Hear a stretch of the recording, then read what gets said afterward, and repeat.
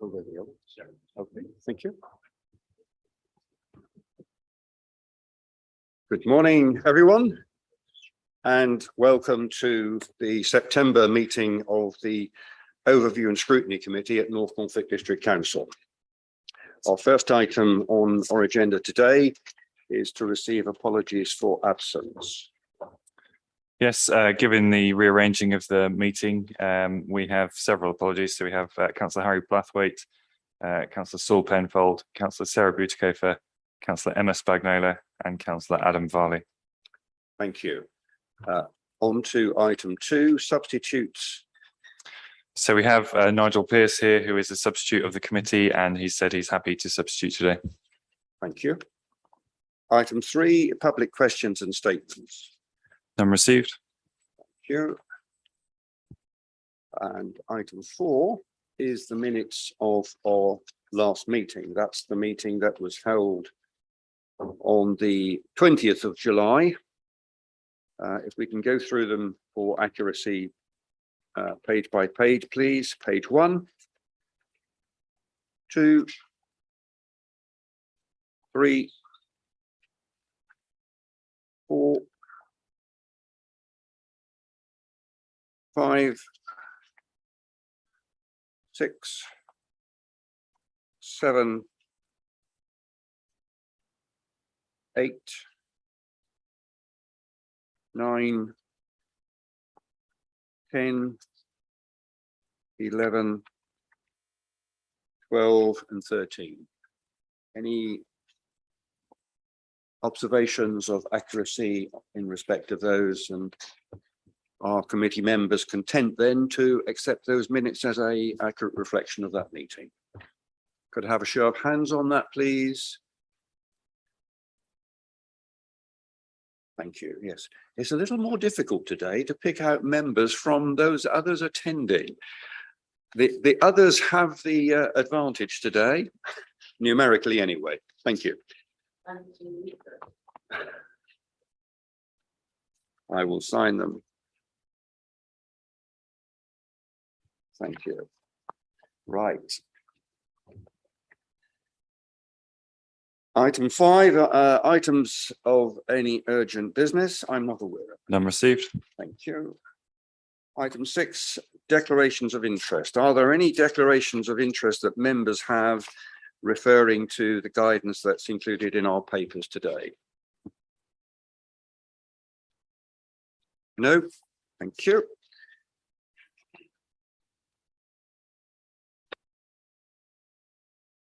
Item 7, petitions from members of the public.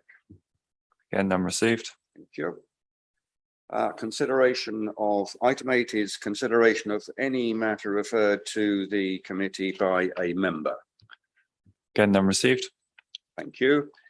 And item 9 is responses of the council or the cabinet to the committee report or recommendations. Yep, so there's 2 sets of recommendations to refer to here. The first refers to the report on the CCFA report on the impact of second homes and holiday lets. The recommendations from that report were deferred, I believe, to hear the briefing from Professor Hilber, which took place this week. I think that was a very informative session, and those recommendations will now go to Cabinet on the 6th of October, so next week. Sorry, the Cabinet meeting, not next week, not the 6th, I believe. So they are still due for consideration, and then the public convenience scrutiny panel recommendations, as written there. Urgent recommendations 1 and 2 were accepted, subject to further work and investigations and consultations on the impact of wild camping. And I believe there is potential for a report to come forward on that in January. Recommendation 3 to undertake an independent audit was not accepted, as it was felt that that could be done in-house. And then finally, recommendations 4 to 15 were accepted, subject to the scrutiny panel meeting with the relevant service areas responsible for implementing those recommendations. And that meeting is in the process of being arranged, likely on the 6th of October. Okay, thank you for that. Any comments or observations on those? No, okay, thank you. Turning then to item 10, which is the first substantive item on our agenda today, and that is the Planning Service Improvement Plan. So I will invite Councillor Andrew Brown to speak first, and then perhaps Mr. Fulger, Officer Fulger, you might want to introduce from there on. Councillor Brown. Thank you, Mr. Chairman. Good morning, everybody. I speak to this as the cabinet member and portfolio holder rather than as a member of the committee. You have before you an outline of the improvement plan, which we agreed to implement, I think, way back in March. What we now realise is that because of government measures, in particular to nutrient, in respect of nutrient neutrality, that the progress of this has been slightly interrupted and affected by those measures, because applications for the building of overnight accommodation, so essentially all residential new build, has been paused whilst we investigate what we need to do to introduce a calculator for builders to regulate their pollution output in certain areas and what mitigation they might need to provide if they do not comply with those standards. And therefore, this is now developed and always was, in fact, a two-stage process. We had the strategy first, which you've got in front of you, and then an action plan which needs to follow on. So it's the action plan that needs to be fleshed out, and officers are working extremely diligently on that. But we do expect this to be rolled out to the public, not this year, but probably in the new year. But I will defer to Martin Fulcher, the relevant planning officer, to explain that in more detail, if I may. Okay, thank you for that. Officer Fulger. Thank you very much. So as Councillor Brown has said, this before you today is the strategy, which is the higher level overview of what's to come. And I've included a timetable within the plan, so you can see the dates that we're looking at. Although some of the public engagement that's obviously been deferred for the reasons you've heard, it hasn't stopped progress being made internally. So in terms of our processes, etc., are being looked at as we speak. We're utilising the Planning Advisory Service, which is the national advisors to the government about planning. We're using their set templates to look at every element of the planning process. And our teams are looking at those in detail and evaluating where we are at the present time and where we would like to be. And then we will use some best practice examples that we will modify to suit our own needs. So all of that work is ongoing and will be completed before we probably go out to the public in our town and parish councils.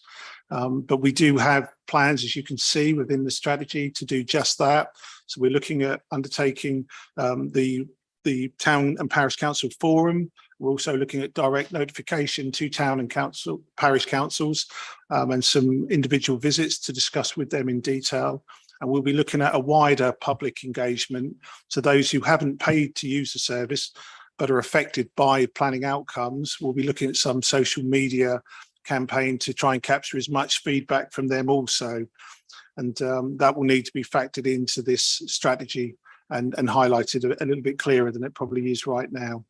But yeah, I'm willing to take any questions. I have set out the national context, the local context in the report and within the plan and the wider challenges, and there are numerous ones of those, not least the constant changes to the planning regime, which means we always have to be flexible and fluid in what we're doing. But we're certainly looking at significant improvements, not only in how we work, but how the customer journey is at the forefront of what we're doing. And we're taking a lot of time in getting that right. But yeah, certainly open to any questions. Thank you.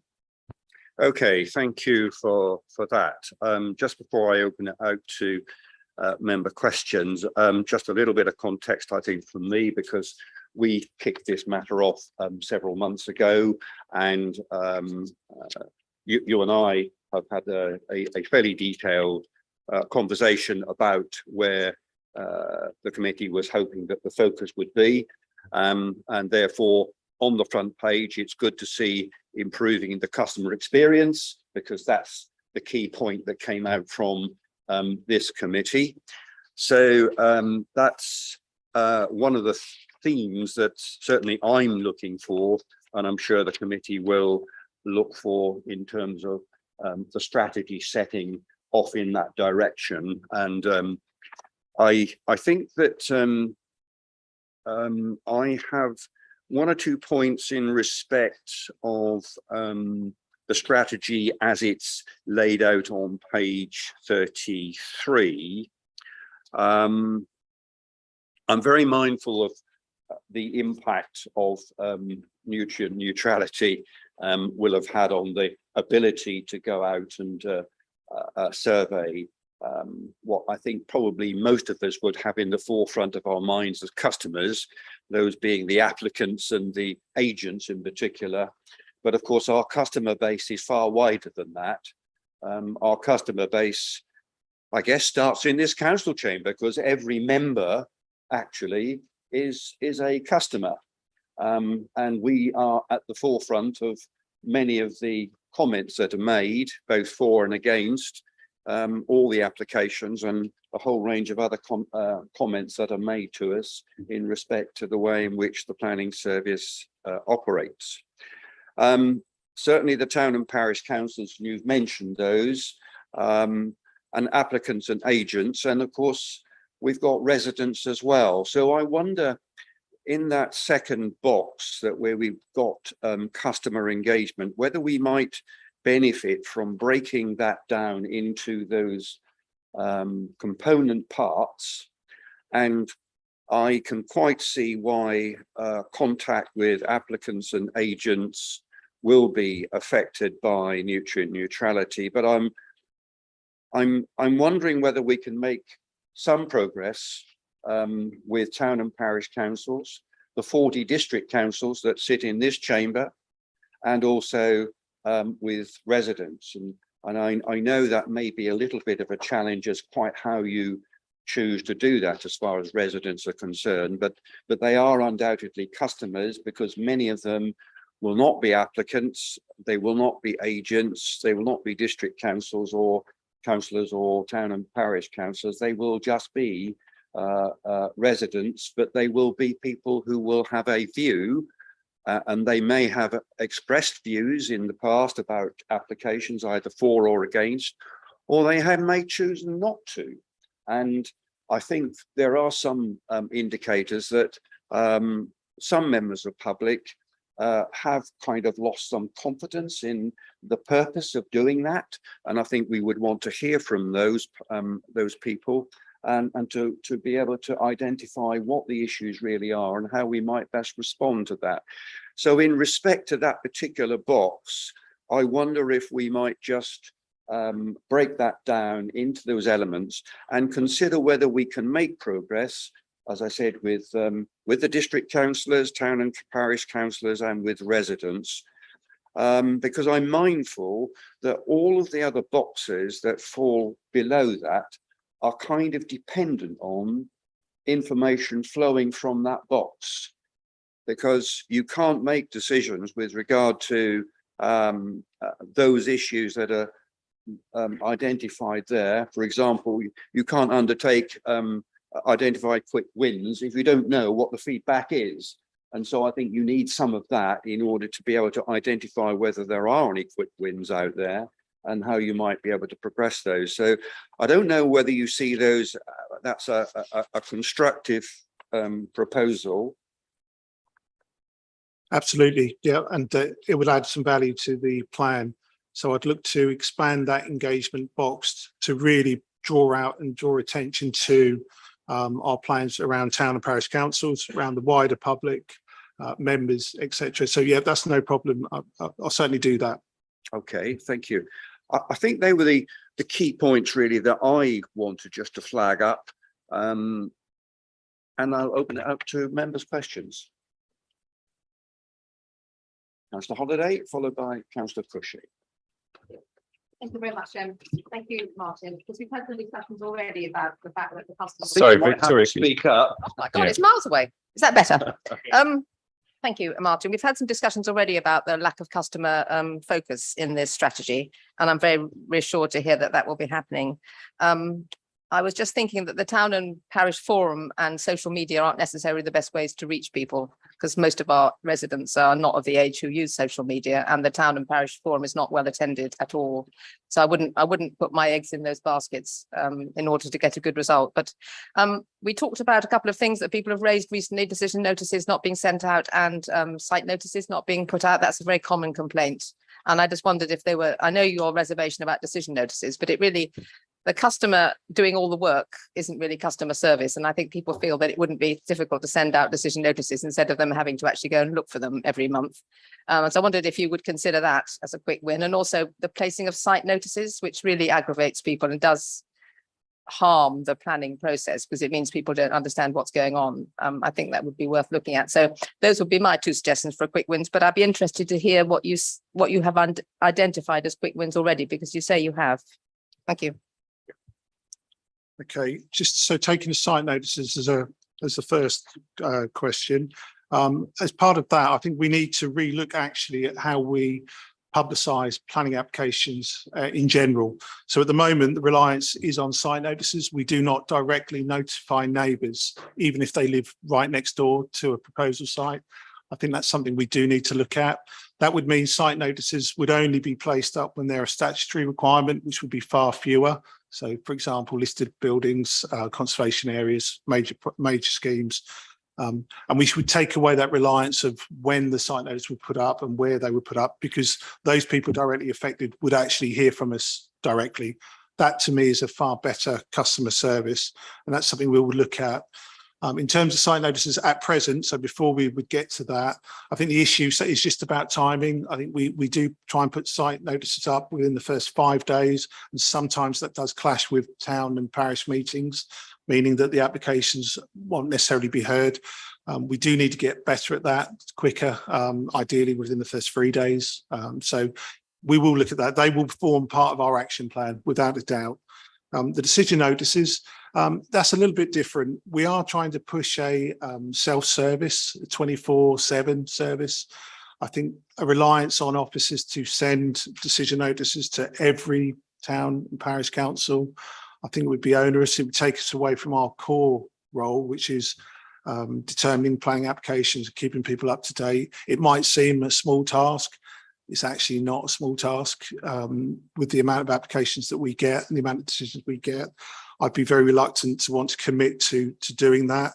But I think what we do need to do is publicise and make it far easier and more known how people can have access to the information they need.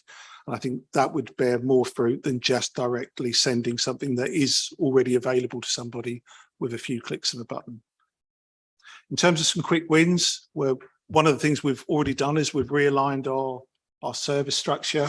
So we've moved away from a majors team and a separate development management team to having one wide development management team, which is now working in unison under a single manager, rather than having slightly different practices. That's our major quick win. We've also undertaken a few process quick wins to do with uniform and how that works. We've created a working group to actually scrutinise that in far more detail, because that, from our staff engagement, that has turned out to be one of the biggest barriers to progressing applications as quickly as we would like. There's lots of duplication in the system. There's lots of automation not in place. So a number of the quick wins has been about changing those where it hasn't cost us any money or time. So we've done those already.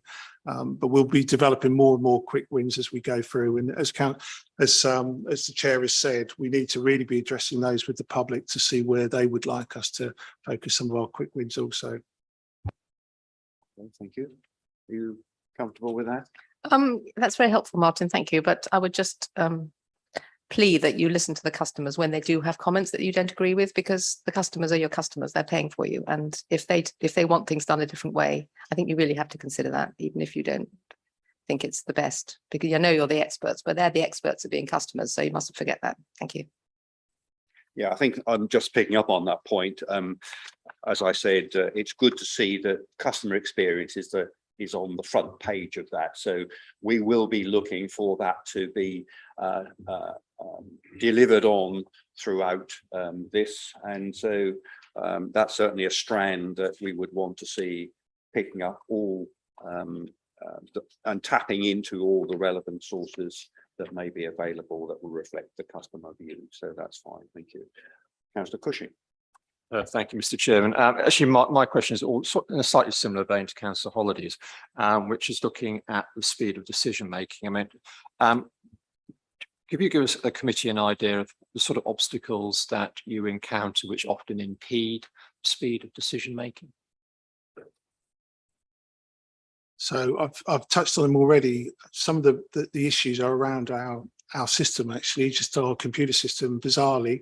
So as an example, officers, when drafting a decision, will draft a recommendation from a report they will generate themselves rather than generated from the system. And one officer's report might be slightly different to the next because there isn't a consistent template. So that leads to some sort of duplication and copy and pasting, which again, we all know what copy and paste can do. You need to check those more thoroughly. Another example is some of our conditions are not preloaded into the system. So those commonly used, an officer will have to retype them every time rather than just draw down from a pre-populated list. Now, in isolation, that might not sound too big a problem, but if you think most planning officers are handling normally between 40 and 50 cases at a time, so that's 40, 50 decisions they're having to constantly do this on, that is a major barrier. Another barrier is really the delays between wanting to make a decision and then relying on, for example, the member referral process, which adds another week at least. And there's that uncertainty. And if obviously if that week means you miss a deadline for the next committee, then of course that means the proposal then has to be considered much, much later. So there's a few things. Some are easier to fix than others. But I'd say most of the barriers are around our process. They're also around the fact that our team leaders are carrying extremely high workloads themselves, and they're reliant, the planning case officers are reliant on their team leaders to sign off the decisions. So if there's a delay in the team leaders being able to dedicate that time to see them, then of course that can add a few days. And every few days that we add for the customer, can be a problem. So even when we're determining them in time, that's not always a success to my mind. We should really be pushing to determine applications at the very earliest opportunity so that the customer has that wider chance of securing builders. And as we know, certainly at the moment with rising costs, that they've got more certainty. So yeah, I'd say they were the major barriers at the moment. If I can come back, thank you, that's very helpful.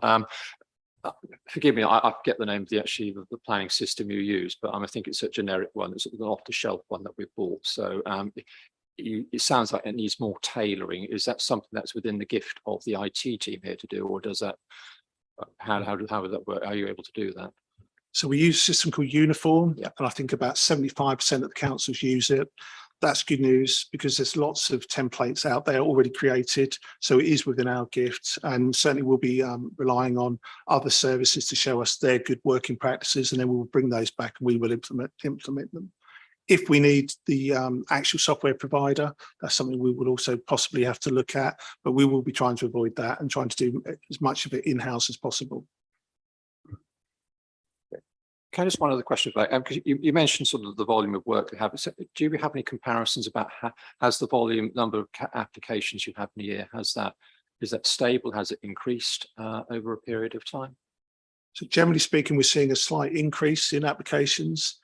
The biggest problem for North Norfolk is that our resource level, so our staffing numbers have diminished slightly with some leavers. So that's the problem. It's the additional work caused by people who leave and then leave the caseload for a second person who has to get up to speed on top of their own caseload. So it's not always the the number that's the problem. It's sometimes about timing, particularly if those cases are near to where a determination would be expected. Yet the new person obviously needs to go and visit the site and check everything themselves. That's probably the bigger issue. Councillor Houston. Thank you, Mr. Chairman.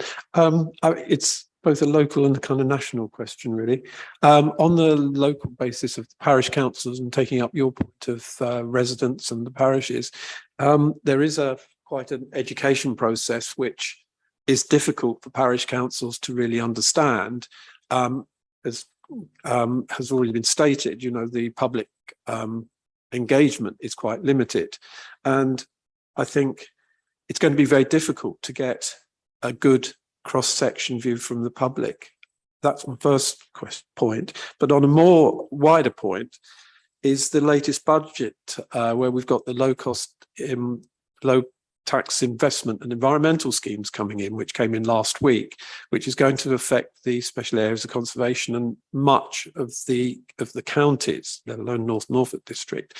And I wondered how fleet of foot we're going to be to both embrace that ourselves, but also make that publicly available, so that the parishes and people where we've got these applications coming in for the future are going to understand this, because the education process, both in-house from our strategy to the wider government strategy, is going to be vitally important. Yeah, I think that'll only be achieved really by that closer cooperation with our town and parish councils. So I do hear what you're saying, and that has certainly always been part of the plan. But I think we do need to give that more thought. That will come out in the action plan. But it's not about educating town and parish councils as such, but it's about working with them so they understand, I think, the process better than they currently do. We do get, for example, lots of repeat objections about things that we can't take into account, which of course then disappoints those councils when we're not taking them into account, even though we've said many times we cannot do that. So I think we need to make better use of the forums, and I know they're limited in their attendance, but more importantly, directly with them. And Mr. Rosen and myself have spoken about how we can reach out to the councils ourselves and actually go and meet them and attend council meetings more regularly and have a better involvement with them. Build the relationship with the clerks, who are repeat customers for us and obviously are at the source of most of our comments and queries. And I think really just build relationships. I mean, that will take some time, but that will address the points that you've raised. Yeah, thank you. I think, yeah, the point, it's either education or understanding, I think, is both difficult, because I really don't think people understand the planning process. They just think an application comes in and they don't realise the consultees that you have to go out to. They don't understand the logistics. They don't understand nutrient neutrality or anything like that. And I just think this, whether it's an understanding or education, somehow that has to be broken down as a critical part of what we're seeking to achieve in terms of an improvement in the strategy. Yeah, thank you. I think you raise a good point. It's certainly a forward-looking point. And I think that I would describe the situation that you have explained as a challenge.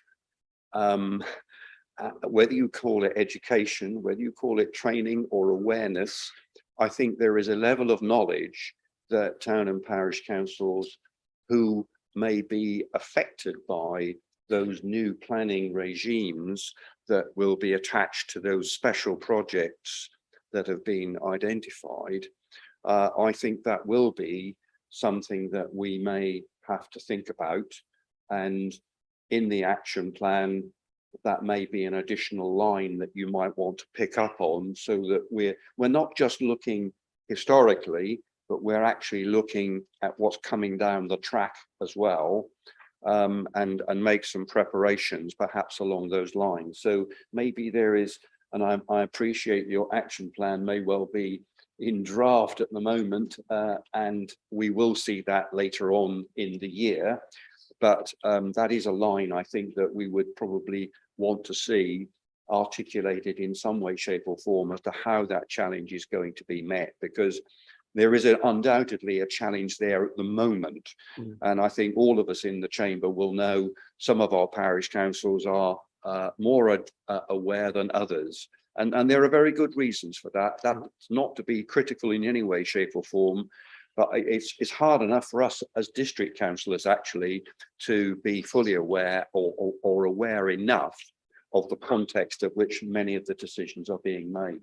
So I think that's a point that's very well made. Thank you for that. Councillor Pearce. Thank you, Mr. Chairman. I agree with what you say, first of all, as regards splitting down customer engagement. It isn't just reliant on nutrient neutrality. Planning by beast is very complex.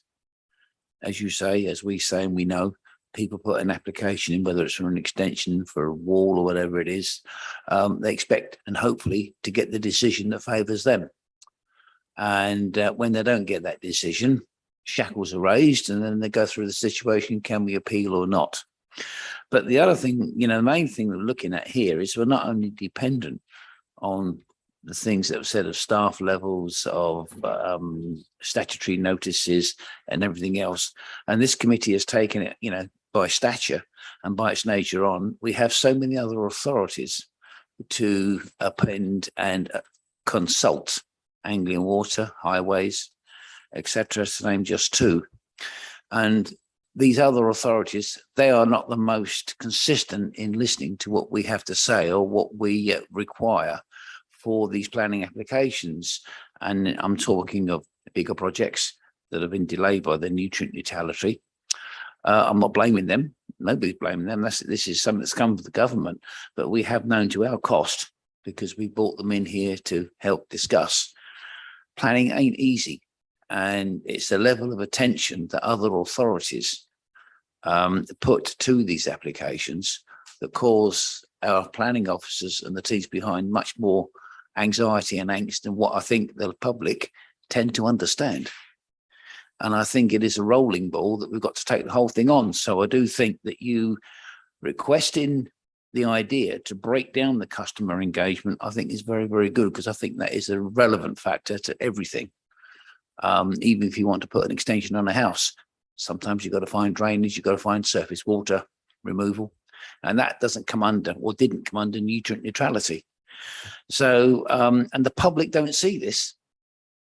They really don't see this. I understand agents and builders and contractors, they're different, but the actual person in the street doesn't see this. And I think that comes down to the customer engagement, the customer experience that everybody's talking about. And we've just listened to three people here, and we come across many issues that haven't been probably highlighted here. So I've just put that into the mix, not to be awkward, but I think at the end of the day, it needs to be recorded. It needs to be looked at on the whole thing. And I think, yes, that does come down to customer engagement, because they need to know why we can't always get the deadline right, to get the decision right, to get everything right. Because some of the time, despite the efforts of our staff, it's not our fault. That's all, Mr. Chairman. Maybe somebody have got something to say on it. Thank you very much for that. Did you want to comment on that, Mr. Vines? No, I totally agree. And I think it's a valid point. And we must remember that a lot of our consultees, of course, although we request responses within 21 days, are under no penalty if they fail to do that. And then any delay from them, of course, causes a delay to us and a delay to our customers. And I think where we need to improve is where we communicate with our customers and explain these delays and what efforts we're taking to address them. But ultimately, we are at the mercy of many of our consultees. Okay, thank you. Councillor Heinrich. Okay, just following up on some of that, I think it would certainly be useful for householder applicants if they were provided with a clear, a single side of A4 possibly, that just tells them what will happen to their application. And in terms of parish councils, how to actually comment and raise objections on, and what grounds they can use. Something very simple, very straightforward, where a clerk can just tick a list and see which they can see which applies. So we don't get all these got tomorrow vast list of comments and objections which bear no relation to applications at all. Keep it simple, keep it plain English. Just give people the information they need. The other thing is, once there's an application, if there are any issues, please communicate with the customer. Yes, that's a very good point. You aimed at household applications more than any others? I think household applications in particular, because they will have the least understanding of the process. Any developer will know it backwards and all the ways around it. Thank you. Any comment on that?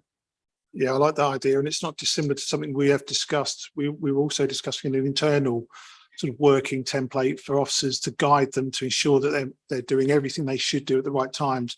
But I actually like that. And I think we're aware that the planning advisory service that I referred to earlier do provide something along those lines. That is something we could look at, maybe with our registration letter to an applicant for a householder. So they've got a very clear idea of what those next steps are and what sort of timescales. Yeah, I think that's a very positive move forward. Okay. Any other points? Right. Okay. I'm mindful that what we have before us today is the strategy part of this project. The action plan is to follow later. So I think it's just important that we agree points that can be, I think, that would enhance the draft strategy that we see before us today. We've talked about how the customer engagement box there can be broken down and progressed, perhaps maybe at different times, because I think there is a question here about too much delay will just prolong the whole thing and it will run into the long grass if we're not careful. So I think with regard to certainly town and parish councils and residents and district councillors, I think that there are the means by which one can make progress with those. Councillor Holliday, you have a point that you... Sorry, I just wanted to add something else. About the staff. I mean, we've talked a lot about the customers, but one of our great problems is staff retention. And is there coming out of this action plan something to support them, to make them want to come and work here? Because you've got some wonderful staff, but if they leave, then we're completely stuffed. Yes, very much part of this plan, and some of the quick wins. Actually, I didn't talk about them, but we've already offered certain courses to staff that weren't available before. We're looking at individual development packages for staff. We're certainly doing all we can, because you're absolutely right. Without retaining the good staff we've got, then the whole plan is in jeopardy. So yes, that's also at the forefront, and Mr. Rosen here is promoting and progressing that as we speak. Okay, thank you. And in addition to enhancing that on page 33, there seems to be some merit in ensuring that we look to the future with regard to the challenges of how particularly the planning regime changes and those things which are at an early stage, if you like, in terms of the rolling out of them for the future, that will have an effect on this district. Certainly a good point with regard to guidance for household applications in particular to include at some point.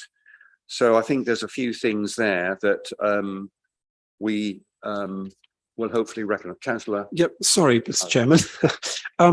We're going to obviously consult with the public as far as possible. How are we going to measure the feedback from that? Well, that's a good question, and it's a question that Officer Folger and I have had a discussion about.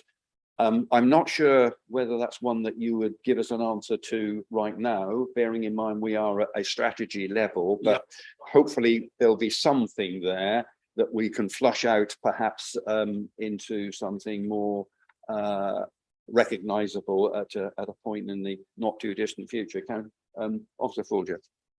So I'll liaise with our comms experts who've got a lot more knowledge than me on this, and we will look at devising some sort of campaign where we can at least attract as much comments as possible.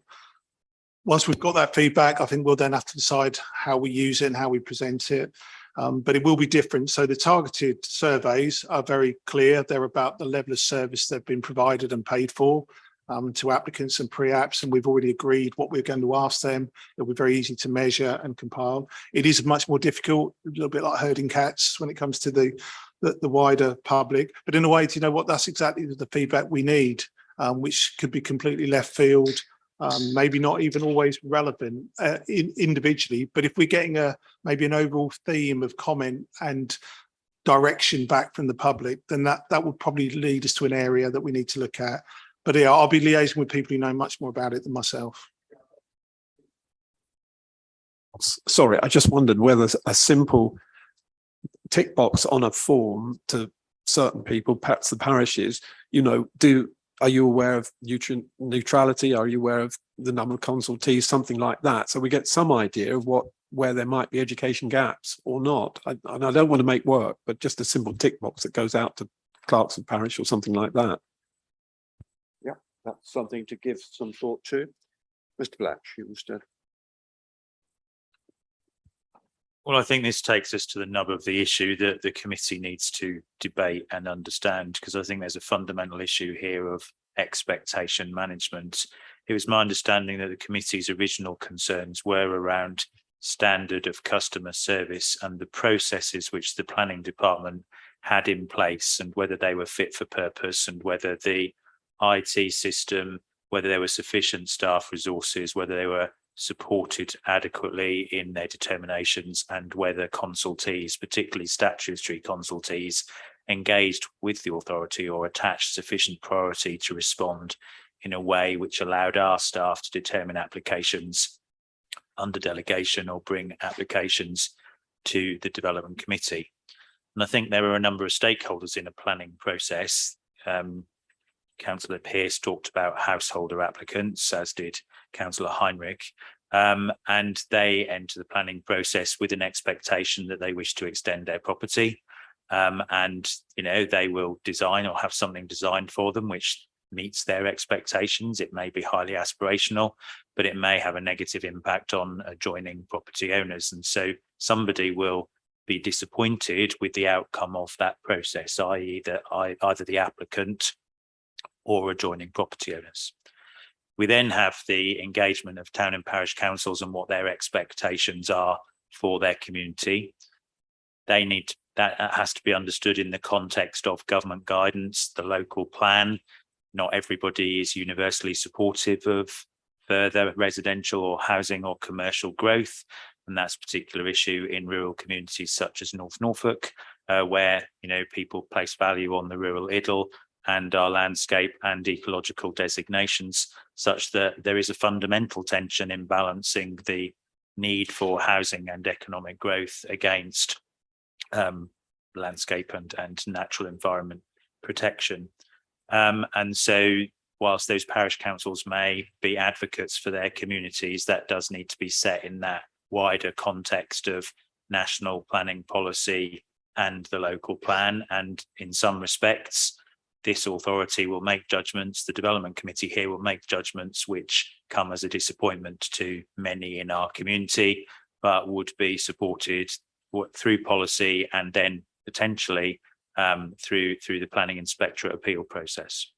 And then I think we come to the position or the question that you asked, Councillor Housden, this morning, in terms of in a rapidly changing policy environment around nutrient neutrality, around the statements made by the new Prime Minister and her ministerial team, that does take the country in a different direction. It is proposing some changes to the planning regime, which I don't think, in the context of investment zones, I don't think will directly touch this district in the short to medium term, but that will create a further debate as to the merits of that position and whether a less rigid or deregulated planning framework, how that's interpreted at a local level and what that means for both housing and employment growth, protection for the natural environment. And you can't manage that process of consultation as a district council on what are national issues. So in terms of managing your expectations, the expectations of Martin, Philip and their staff, my understanding was your original concerns were around planning performance, and the evidence provided in this strategy has shown that whilst our performance in the first 2 quarters of 2023 one, we're not where we would want to be because of the implementation of the new computer system, that since then there has been a significant improvement in performance. I accept that it doesn't address the issues of perception which Councillor Holliday is concerned around applicants, residents and town and parish councils, but we have to approach those issues, I think, in two ways. One is around the process issues, the issues of communication, which I think are legitimate and we should be doing more for, and that is addressed in this strategy. But if it is around the national policy context, I don't think you can manage the consultation responses that you get, because planning has a degree of tension in what it is, because somebody is always going to be disappointed, and that will colour their impression and judgment of the service, even if the service is provided to a very high standard. There are always going to be winners and losers, and I don't know how that would be reflected through a consultation or engagement process with residents at large. I mean, I take everything you say. I think the point is that, and something that's dawned on me since I became a district councillor, is the word you used just towards the end there, tension. I think the tension has grown. I think the tension of tolerance has grown, both tensions increased and tolerance has decreased. And that's not a criticism of the planning process or anybody in this district council at all. It's an expectation of the wider public. And you're quite right, some are always disappointed, some are delighted. But I still think that with the growing tension and diminishing tolerance, I think somehow there has to be a great engagement with the community in this district. But thank you. Yeah, I appreciate that. Thank you. Councillor Brown.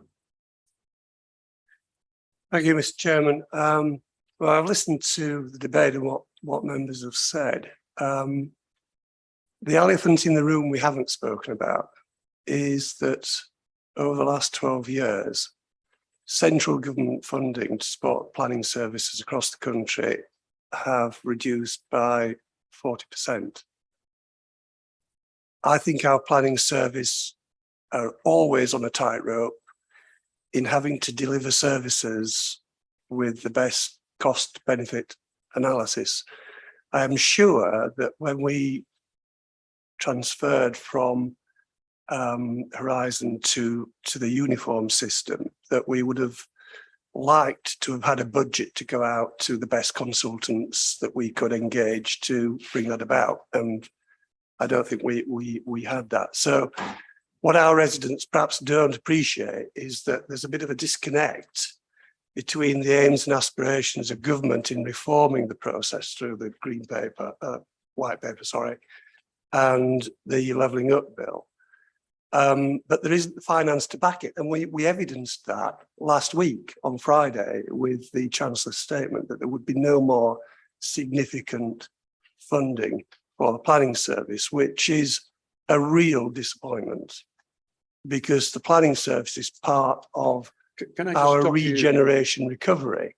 Can I just stop you at that point? Because I think we're kind of widening it out into a much bigger area.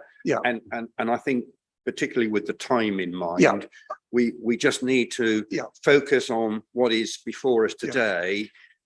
And I know that lays, if you like, at the back of your mind and perhaps in the mind of others, but we are where we are and we're not going to be able to change that. But what we do want to do is to make sure that this particular paper is fit for purpose and can be perhaps sharpened up in whatever way we think appropriate. So, well, I'm wholly supportive of this paper and the recommendation, Mr. Chairman. I agree entirely with the Chief Executive that the planning process often starts as an inquisitorial. It then develops into a combative or accusatorial process for some applicants. Adversarial, I would describe. Adversarial as well, yes. And disappointed applicants who have applications refused are always going to look at the negatives in the process. And I'm worried that no matter how we engage with some applicants, however we level the service, it will never improve sufficiently for some of our residents. I think we kind of recognise that we start from that point really, and just adding to what Chief Executive has said, I think that part of the challenge of that survey will be to be able to filter out those kind of things so that we can put those to one side and say that's the nature of the business of planning, whether we like it or not. However, in amongst that, I suspect there will be messages that we should listen to that would be helpful for us to consider whether that will improve our processes. And it's how we filter that feedback, which is going to be important in terms of informing in a genuine sense that customer feedback. So I think that that's probably how that's the nature of the beast that we're dealing with, and I think it's very helpful to kind of see that bigger picture, that we're not going to be able to change that, but what we are hopefully going to be able to do is to improve the service that we provide within the resources that we've got to meet the needs of the people of North Norfolk. Right. Okay. So we've picked up a number of points, as I was saying, and I don't. Have we got those sufficiently identified that we can? Yeah, put I've those got forward? 3 points here. One is the differentiation of customer engagement process to avoid delays with town and parish councils engagement. The second is to ensure that the future challenges and the changes to the planning regime are addressed and that guidance is issued to do that. And the third is the suggestion from Paul Heinrich about guidance for household applicants. Yes, just going back to the first, that was really to break that box down on page 33 into those elements. There's 5 elements there: town and parish councils, applicants, agents, residents, and district councillors. Yep. Yep. Okay. There was indeed a question about statutory consultees. I'm not sure whether that's something that we would. Who raised that? I can't remember now. I didn't take a note of that, but I believe it was. I picked it up on my discussion with Martin, just the fact that he has to go out to a number of consultees. Yeah. I don't remember who actually made the specific. well, I think actually it was you, Councillor Pearce, that raised that, and whilst that's a valid point, I'm not sure that we can do very much about that, can we? But if you've got delays in a statutory consultee responding within the time frame, that presents challenges for the management of the cases by your case officers. And do you see scope that we can do something about that? Well, I think it's a system-wide issue. I'll refer to Mr. Fulcher, but I do think that, you know, some authorities, some of those organisations such as Natural England, the Environment Agency, Highways, the Lead Local Flood Authority, they are under similar pressures in terms of staffing, changing legislation and those sort of issues, such that if we ask for a consultee response and it isn't provided within the statutory timescales, that adds to the burden and it places at risk the recommendation that officers make. Okay, Councillor Pearce, quickly. Yes, very quickly. I was just supporting the role of the Overview and Scrutiny Committee. I mean, and I did mention that in my discussion. We have invited, cajoled, whatever you want to call it, people to come here and explain the situation.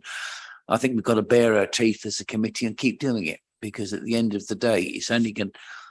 We all want the right result, and if we as a committee can enhance some closer cooperation and adherence to other authorities' difficulties, surely that's got to be the way forward. So I think, you know, we've got to, if we can do it, is there any scope for there, Mr. Blatch? Can we bare our teeth a bit more? In the ideal world, your point is absolutely right. I think the challenge is, can we move towards that ideal world? And maybe there's a line there that we can pick up that might explore what we might be able to do in that regard. But I think what you're really talking about is a much bigger problem but we'll wait and see where that one goes. Okay, so have you managed to pick that one up, Matthew? Yeah, I've got 4 points. Yeah. Okay, thank you. So subject then to those which you've read out, and we've just added the statutory consultees too. Are you content to are we required to support are you content to support this paper as it stands? Can I have a proposer and a seconder? Councillor Heinrich proposes. Second, and a vote please. Show of hands. Thank you. That's unanimous to me. Thank you. Right. Thank you for that. Moving on then to item 11, the North Walsham High Street Heritage Action Zone project update. Councillor Kershaw. Thank you, Chairman. What I'd like to do is give you an update of where we are at the moment with placemaking and the wider scheme. Can I just stop you? Just you can take it that we've all read the papers. I can. So I'm hoping that you will highlight those things. That I was giving you think- an update post this Splendid. paper. That's Thank yes. So work has now commenced on phase 2 of the placemaking, starting on the 12th of September. We have had great success in evaluating the materials we have and reuse of those materials, which will shorten the period of building and save some money. The church approach is now finished except for snagging, and the rendering of the wall opposite the shambles is in action at the moment. There is a mistake on page 39. We refer to the refurbishment of the toilets and the changing places. In fact, it's not a changing places there, it's an accessible toilet. An update on the Vicarage Street car park. The planning has been approved and that scheme is out for tender, which we should start building hopefully at the start of January. The markets have now moved to Bank Loke and have been very well received by traders and the public. In fact, it's considered actually a better site than the original site, so that'll be interesting. And the farmers market have had their first market there on last Sunday, and it's interesting to note that the stalls have increased now to 13 stalls, so we are seeing more business. It's also important, I feel, to note at this point that the HAS scheme has engendered a wider confidence in the town. We've now seen the Citygate site on the approach near Waitrose and Victory is now open to a new building contractors and bathroom suppliers, and Howdens have moved into Hornbeam Road.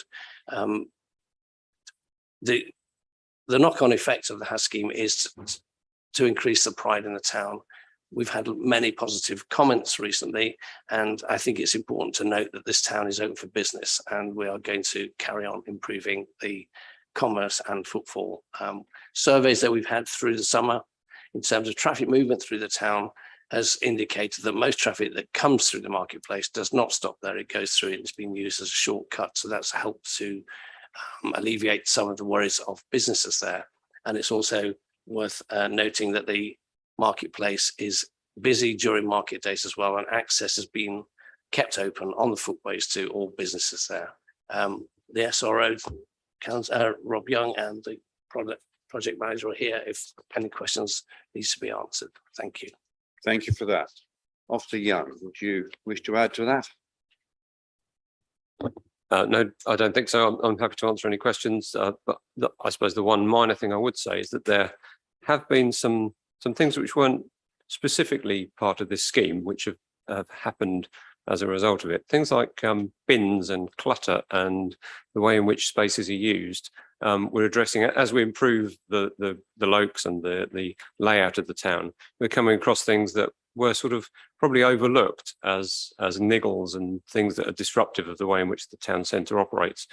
those are being picked up by a variety of offices across the council, and we're working very closely with businesses to do things like relocating commercial waste bins, which may have been blocking a passageway, which could have been, an ideal gateway to the centre. So there are a number of things which are sort of around this project, which help with that civic pride that Councillor Kershaw referred to. So, I mean, there's a long list of those actually, but as we go through and as the scheme starts to move towards its sort of fruition, with the buildings being improved and the streetscape being enhanced, then those things sort of naturally result from that. So, but we're happy to answer any questions. Thanks. Okay, thank you. Well, before I open it to member questions, can I just ask whether you would have any comments to make in relation to the risk register, because I see there's quite a lot of red in the risk register,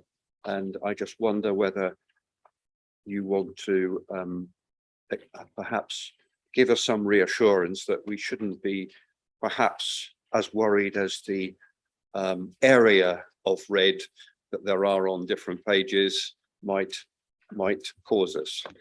I think, yes, I mean, the detail the project manager can handle, but this is a transparent and open report. Yeah, we're not trying to put things under the carpet. We are fully aware of increases in fuel costs, material costs, and these are on the risk register to be addressed. And we are on a weekly basis meeting the challenges, talking to the contractors. So it's there for us to be aware of and for you to be aware of. But if you want to go through any details, the project manager will have those details for you. Yeah, I think it would be good to kind of hear a little bit of context around the significance of those reds. Well, I can add in general, it's a risky project. It involves a wide number of stakeholders. It involves some very high profile matters. There were engagement procedures which sought to mitigate those risks as far as possible, and we continue to review things like costs and delivery programs and availability of labour supply and materials and those sorts of things.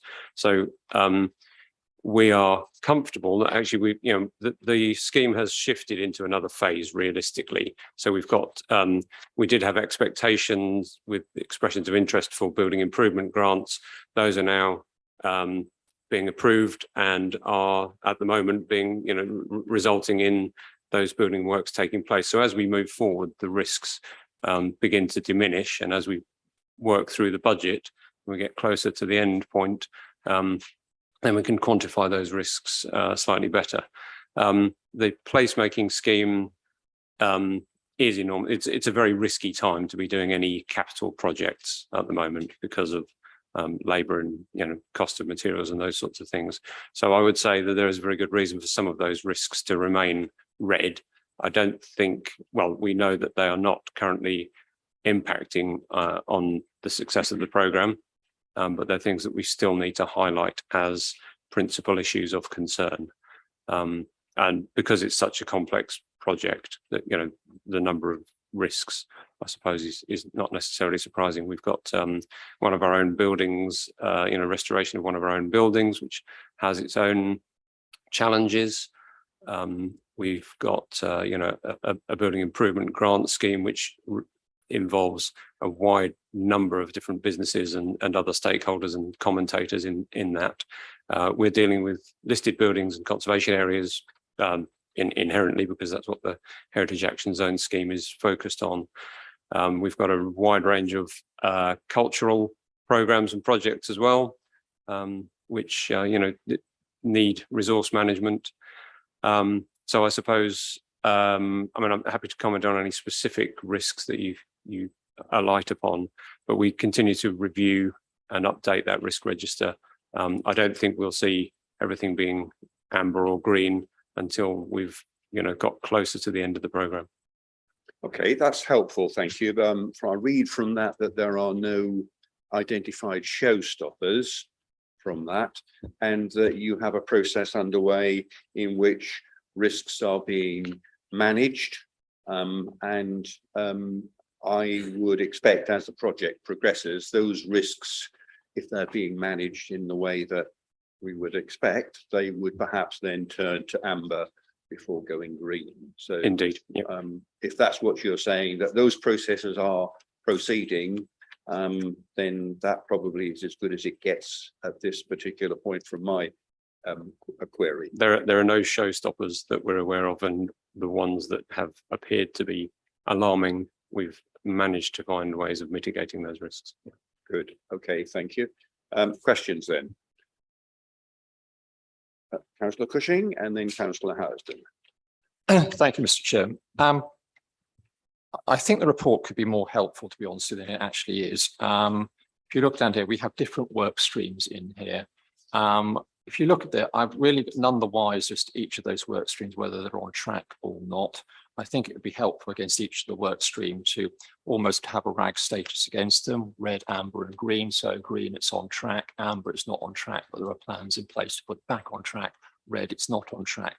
So look at each of the work streams. I mean, what are the key milestones and the dates that actually go with those work streams, and report on that? Because what we tend to have in here is an awful lot of really very nitty gritty detail, but I'd really like to, just from our point of view, is almost stand back from that and look at it in the whole to that. And related to that, I'd pick up on your point about the risk register. So I'm hoping this is only a subset of the risk register, not the risk register. But what would really be useful in that to see is you've got a description of a risk in there. Well, what you want to actually understand is what is the impact of that risk if it materializes, and what mitigations are in place to eradicate that risk if it materializes. Because you look, you've got some, I mean, you picked up the point, but some really rather key, potentially worrying things around here around. The first one is projects creep on scope. Well, how likely is that? What are we looking at there? And we know the restriction issues on material shortages. Well, how likely is that? What areas of the project would that implement? I just, you know, if we could get more out of this, I think we've got at the moment. That'd be my request for future. Okay, thank you. Officer Young.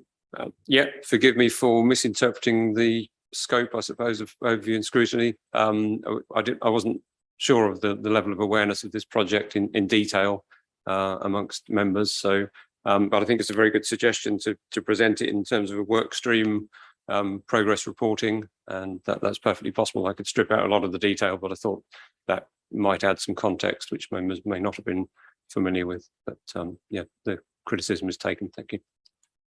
Well, I guess across the spectrum, there'll be those who will be more familiar with it than others. And that's entirely to be expected. But yeah, I think they're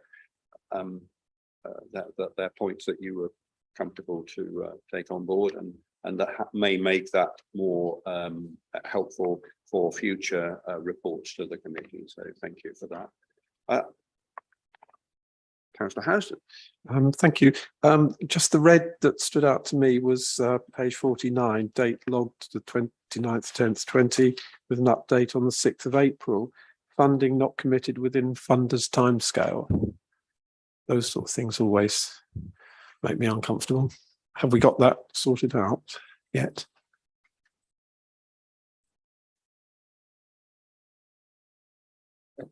Sorry. Yeah. Yes, that's. I think it was dealt with in the narrative somewhere. That was the funding from the local enterprise partnership, which was actually government funding, had a timescale within which it had to be spent. Now we've found ways in which we can sort of commit that spending.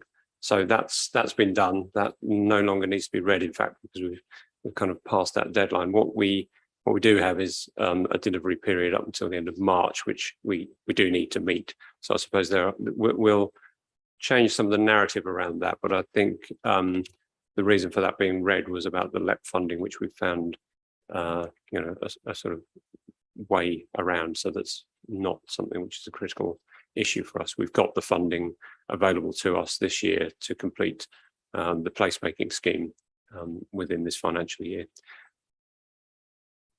Okay, so that's a real-time update then. Red now reads amber. Is that right? Yeah, I mean, I think that's the way. Well, whether it turns out as amber, there's a complex kind of, algorithm. It's not complex. There's a thing behind this that dictates what color it turns out at. But that issue has been overcome. So we'll see what color it turns out at. I don't know whether Jenny may be able to update us with some more detail. She's been managing this. Do you have anything to add? Sorry. Just to say that we do have part of the risk register is a summary of the actions and mitigations taken. And within that, we now have an updated status, which does explain all of that against each risk. Okay. I think if we're looking at these things, we should have the very latest information, if that's possible. I mean, the 6th of April isn't 6 months ago, but actually, I think it would, taking Christopher's point, I think we do need rather more updated information coming into overview and scrutiny, if that's possible, please. I think perhaps the report hasn't been printed correctly within the document because it seems to be missing all of that information which is available in the risk report. Right. Okay. And we do a weekly update, so it is updated on a very regular basis. Okay. I'm sorry. Well, over to you, Mr. Chairman. It's in the on that one report, but I then. don't know why it hasn't appeared on your committee. Okay.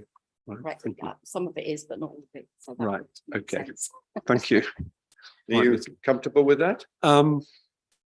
Not entirely, no, but it's an answer. But I think, I don't know whether we can. When's this coming forward again, just for review, Mr. Chairman? When? Well, that's for us to decide, really. Next month, next time, with updated figures.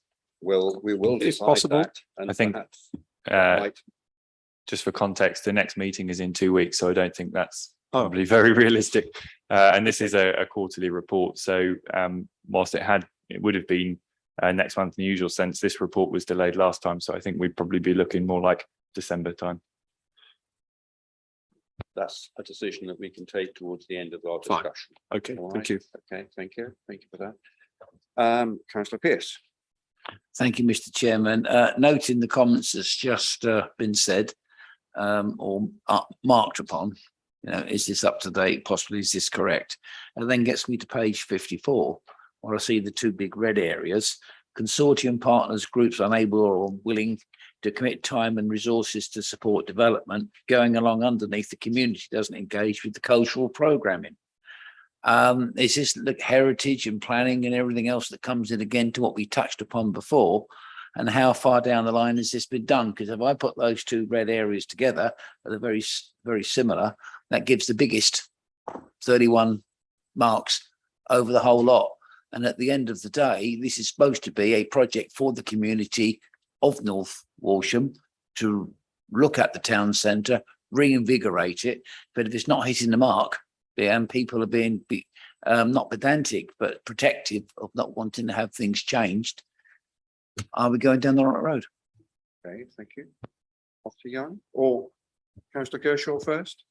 Thank you, Chair. Looking at the risk register, it appears that after page 53, there is a problem with the printing, and all the comment sections from 53 onwards have been omitted. I think whether there's been a problem with the loading, but all the comment sections have been omitted from page 54 onwards. Oh. Okay, thank you. Officer Young, do you wish to add to that? In relation to the substantive comment, I think that we are content that there is a good level of engagement on the cultural programming and that the consortium partners are sufficiently engaged. So I think, it strikes me that maybe the way in which the sort of RAG presentation of this raises alarm when actually some of those things are not as concerning as all that. I think it's sort of one point can switch something from amber to red. So I think an additional narrative behind this is probably useful. And actually I'll go through this in some more detail and make sure that we maybe group some of those risks so that there are things in relation to external partners. I think that's a worthwhile suggestion, that looking at those things together, that engagement of partners is critical. It's probably fair to say that the cultural programme and the success of that is somewhat separate from the success of the placemaking scheme and the building improvement grants and the like. So I'd say that the Heritage Action Zone, High Street Heritage Action Zone, is a holistic programme, but the success of it will depend on kind of hearts and minds changing and people engaging with the new spaces that have been created, and that's what the cultural programming is about. But I wouldn't say the improvements that we're making are dependent on the success of the cultural activities, and those cultural activities are actually undertaken by local groups. So there's a bidding process for people to put forward ideas, which we can't guarantee that those are going to happen. So there will always be a risk that people don't engage. But I think in summary, I think we'll review this and make a more simplified risk register that relates to principal areas. And if we link that closer to the programme streams, I think that will probably help you. I think that's 2 points that I think probably are emerging from our discussion, and some additional commentary there that would help to put the red into context, and that might, without, you are restricted to those 3 colours and where one is heading. I think often the direction of travel is a useful thing to be able to gain as well. So if we can make those kind of changes to anything that comes to the committee in the future, that would be very helpful. Mr. Blatch. Chairman, I think there is an apology here that's required. So my understanding of looking at how this is formatted is you've got 10 risks in terms of the potential inherent risk. So there's 10 areas of red that are identified at the risk assessment stage, and they've been reduced to 2 red risks after mitigation. And I think what's happened is that from page 53, the right hand side of the table has been pushed down the agenda. So I apologise for that. We can reissue the table, but I do think it gives a lot more narrative, as the officers have stated, around the mitigation that's taken, and therefore the risks have been reduced. And I think we need to reissue the sheet for you so you have that understanding. Okay, that would be perhaps helpful. Thank you. Councillor Pearce. Just quickly, I think Mr. Blatch has just sort of answered my question, but I'm going to say it anyway. Is this report ready for us to review and make actions and recommendations on? I have to ask that question, not to be pedantic or awkward, because we all want the project to succeed. But we've had 10 or 15 minutes here of saying that's not quite right, that's not quite right, we can do this. So I have to ask that question. Is this report in a manner for us to make recommendations and considerations on today? Thank you.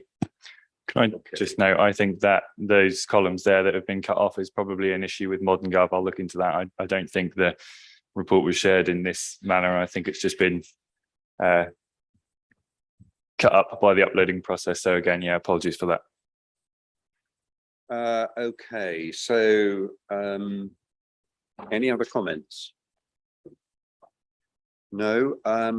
Okay, well, we're asked to note, to receive and note this, but I'm detecting some concern about the understanding around the risk register in particular, and I'm wondering whether we might want to see this ahead of December with the risk register straightened out. Why? I think your Democratic Services Officer said the meeting, because of this meeting was delayed. If the formatting issue can be resolved, why don't you bring it back to your meeting in 2 weeks' time, and then the risk register element, the narrative of the report would remain the same. The risk register element and the mitigation can be more clearly understood. And if necessary, we can bring it up on the screen so it is a real-time version that you can be talked through as appropriate. But I do think it's a formatting issue, having looked to the papers in front of us. If you're comfortable that can be done in that timescale. Well, I think actually, Chairman, I mean, the information is there. I thought I'd seen some narrative around some of the questions that have been raised. And so from page 56, you've got the sort of, as it were, the second half of the table.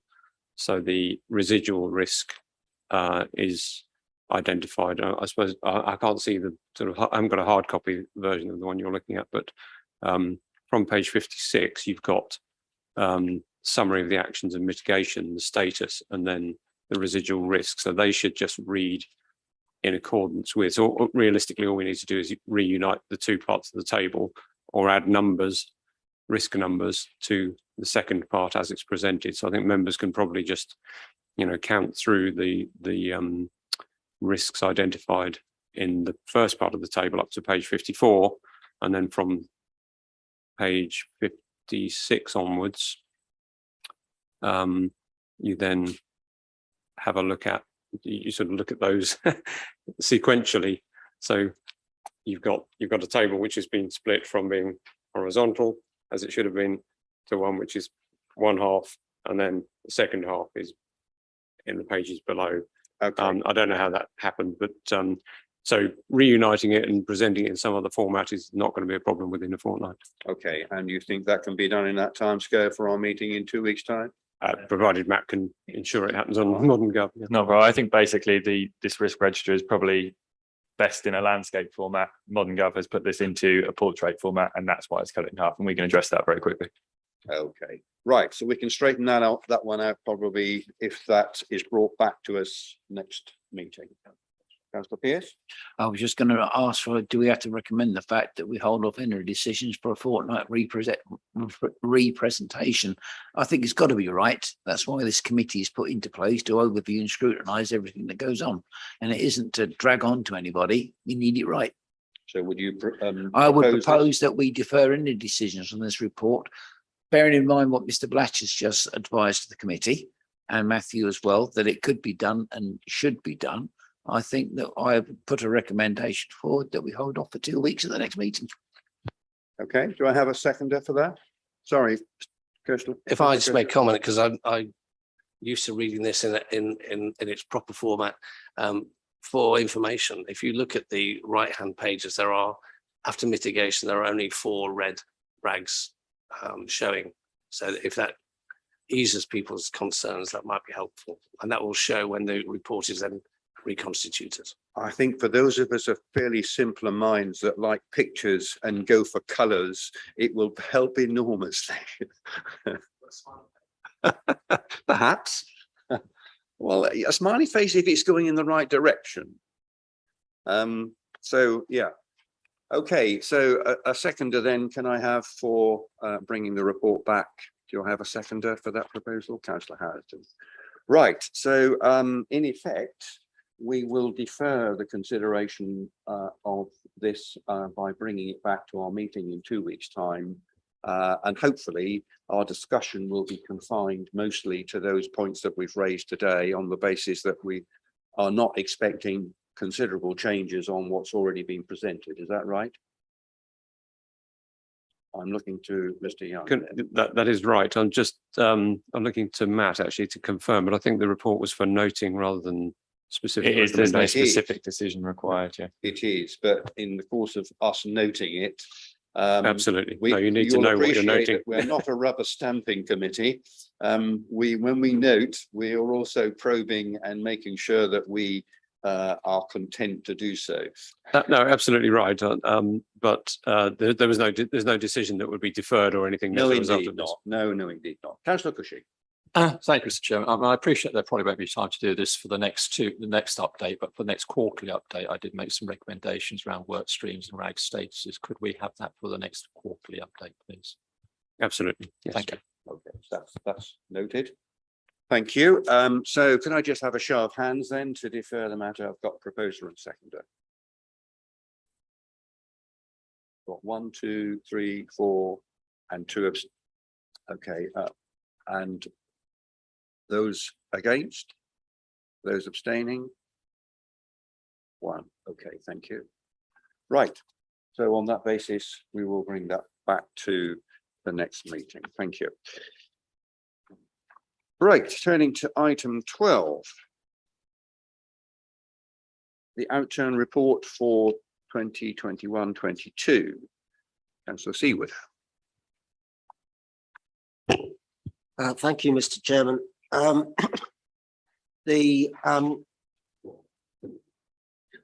What is before the committee today is a set of recommendations set out in the paragraphs A to G in the summary to go to full council, and you're invited to comment upon them. There's a number of financial reports going through the process at the moment, and which are before the committee today. I'll just make the general point that in terms of the council's finances, we are well placed, particularly when I hear reports what's going on in other councils. And we are well placed to deal with what may or may not come to us over the coming months. Now, in terms of the outturn report, this represents what actually happened for the financial year April 21 to March 22, following the setting of the council's budget in February 2021. It was a challenging time to set a budget as the country was still in the middle of the COVID pandemic, and what exactly the financial future would be was uncertain. I am therefore pleased to report that the accounts show for the 21-22 financial year an underspend or surplus of £615,700. It was not a year when the council had to dip into its reserves or cut services in order to balance the books. It does reflect the strong financial position of the council. As a council, we ended the financial year with reserves of 22.4 million, secure long-term investments of 32 million, no long-term borrowing with interest to pay on the debt, and our investment advisors, Arlington Close in March, upgraded the council's financial strength from silver to the highest ranking of gold. That means we're in the top 5% of local authorities, which in terms of anybody wishing to place money with us, we're in the top 5 safest places to put their money.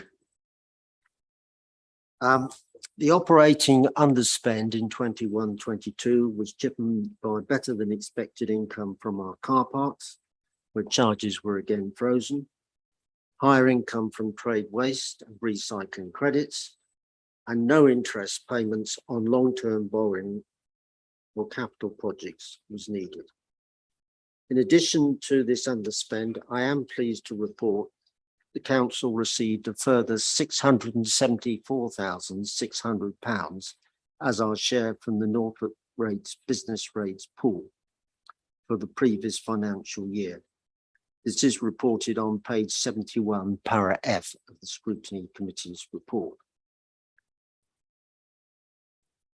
I not really wish to say a great deal more on this particular report, but only just to say that it's recommended that the underspend of £615,700 is being transferred to the General Reserve in order that we've got some money in the bank for whatever may or may not hit us in the coming months. Thank you, Chairman. Thank you, Councillor Can I just add one thing, because Jenny Carroll's here today? Can I say that Jenny and the finance team have had to carry a tremendous burden over the summer months to get all this together, given the staffing challenges in that department, and I am particularly grateful for the work they've done. Thank you for mentioning that, and I'm sure this committee would wish to endorse that appreciation. And of all the words that Councillor Seward has spoken, probably the two that mean the most is well placed. You may count on those words being referred to again in the future, and hopefully that will be in a positive sense. But if it's not in a positive sense, you'll know why. Okay, thank you. Yes, well done for that. Thank you for, and I'm sure that applies equally to the following reports as well. Is that the case? Mm-hmm. Right. Okay, well, thank you anyway. Any comments in relation to the outturn report? Councillor Cushing. Thank you, Mr. Chairman. If memory serves, Councillor Seward, in the previous year, the council received additional grants for COVID support. Did we actually receive anything in this financial? It's an open question. I don't know. Did we actually receive anything in this financial year above and beyond what we would normally get Yes, we received just over 500,000 this financial, last financial year. Thank you. Any other questions? No? Okay, if that is the case, then members are asked to consider the report and recommend the following to full council. So those recommendations are set out at A to G. I won't run through them all, but if you are content, can I have a proposer and a seconder, please? Councillor Heinrich to propose. Can I have Councillor Fisher to second? Can I have a show of hands then, please, to accept that? Thank you. That's item 12. Item 13, Treasury Management Annual Report for 21-22. Councillor Seawood. Thank you, Chair. As the committee will be aware, this is a requirement to produce this report on an annual basis to go through the committee process. The only things I will just highlight here, there is no long-term borrowing by this authority. Our investments were not subjected to any negative exposure because they were placed in either Russia or Belarus. And as I previously mentioned, we're now on a gold standard. Thank you. This is a very topical matter, isn't it? In the sort of national context. So we probably have a different take on this now in sort of local means, but yes, thank you for that. Any questions? No questions? Therefore, the council be asked to resolve and the Treasury Management Report is approved. So are you content to recommend its approval? Can I have a proposer and a seconder, please? Councillor Heinrich, a seconder, please. Councillor Fisher. Can I have a show of hands then to accept recommendations? Thank you. Right, turning now to item 14, which is debt recovery report for 21-22. Councillor Seawood. Thank you, Chairman. I'm really nothing to add to this report other than to say that the guru on all matters in terms of debt recovery is sitting behind me. So if the committee has any questions, I'm sure Sean Knight will be well placed to answer. Okay, thank you. Do you wish to add to that, Officer Knight? Thank you. Any questions on debt recovery? Councillor Housden. Thank you, Mr. Chairman. It's not a question, but you'll know I've been particularly vociferous about one particular debt that we've had in my ward. And I would just like, I did have a quick word with Martin and Sean was perhaps not present, but I know there's been a resolution to that. And although you don't often hear it from me, I'd like to thank the officers for their input in all of that.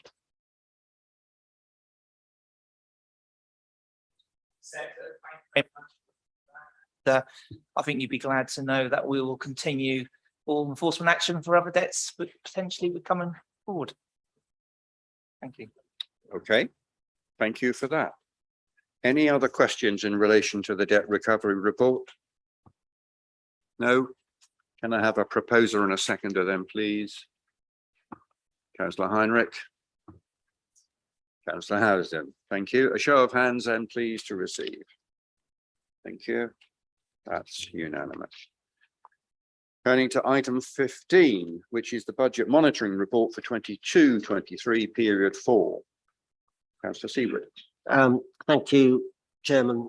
This is the first monitoring report, probably to get a better position of the council's finances in the current financial year. We probably need to wait to the next monitoring report. But there are one or two things I think I'd like to draw to the committee's attention. The first thing is, to use that word again, Chairman, we are well placed because we are receiving much higher returns on our investment through interest payments than we were forecasting. In this report, it's talking about 470,000 to be delivered. Given the way that interest rates are currently rising or could rise, that will probably become a more healthy picture. That is very helpful to this council because we're having to find an extra £450,000 this year, or likely to have to find it, to pay for the pay settlement that the Local Government Association are recommending for local government employees. So we can actually meet that from the surplus that is being generated. The second thing I have to say is that the rising costs, we can accommodate some of it, but we can't possibly manage it all. I know Councillor Cushing is concerned, in my view quite rightly so, about the roundabout at Fakenham and the very high increase in costs there. That level of increase in cost, quite simply, is not something that this council on its own can find. What I am confident about is that in terms of the levelling up bids for both Fakenham and Cromer, we are required to make a contribution. And I am confident that on the basis of those bids, if they're successful, what our contribution is as set out in those bids, we will have the funding to meet them. If there's a gigantic rise in costs, well, then of course it becomes a different picture. And again, with other regeneration projects we've got going on, we do have some funding available if we to complete those projects if rising costs forces them to go over. But it is a worry. The other thing it does say in the recommendation here is 30,000 is to be released from the asset management reserve for health and safety works at Muncie Road. That quite simply is a car park which after 10 years the surface is all broken up and we are the subject of claims for injuries from people that have been using it, and it's had to be quickly and urgently done in order to render it safe place for people to use. So that's all I wish to say on this monitoring report. Thank you. Any questions in relation to the budget monitoring report? Councillor Holiday. I'm just looking at LG Inform. I think we've spoken about this before, about central services total expenditure. The fact that we are quite high compared to our peers. I'm just wondering how whether people have thought about that in terms of our service variances. Thank you. Okay. Next.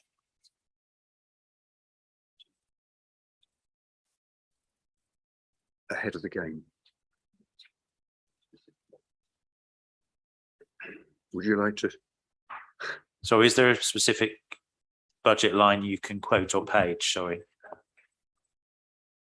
Looking at page 163, in terms of service variances, corporate leadership and executive, and the overspend there. And then I just thought I'd look at LG Inform just to see for central services how we compared, and I see that we are quite high.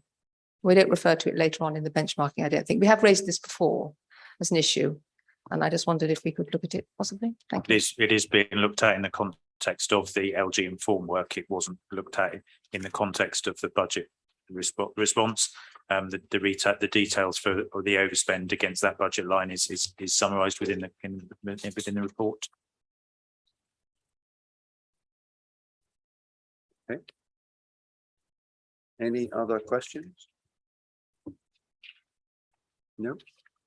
Okay then. So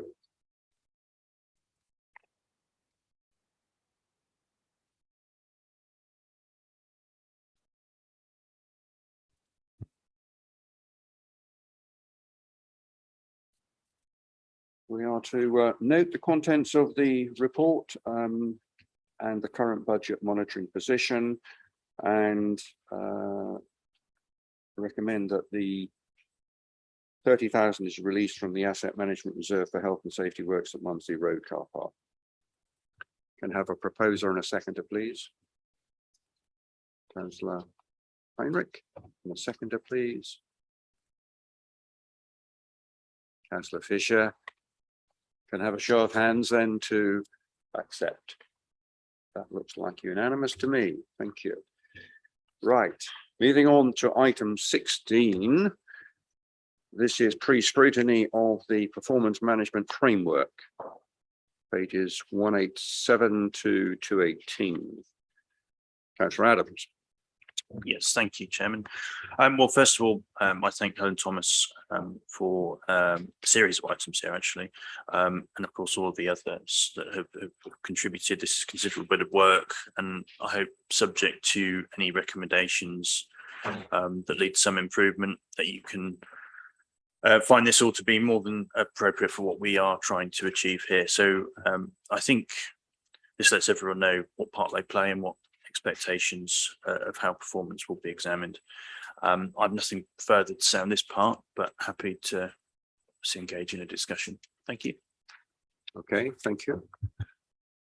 Right, this is a pre-scrutiny, and you'll notice from the council chamber we are a little depleted on numbers. So I think the kind of value that we might get from the wider membership might be a little diminished today. So I'll invite questions and comments, please.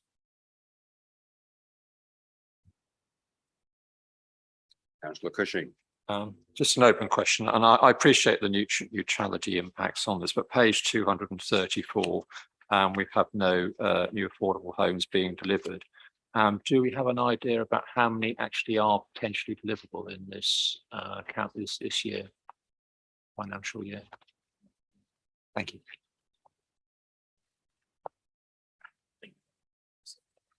Thank you.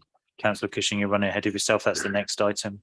We're talking about the performance management framework at the moment rather than the performance Q1 report. Yeah. Sorry. Yeah. We can park the question and we can come back to it. We'll come back to that one. We look forward to that one.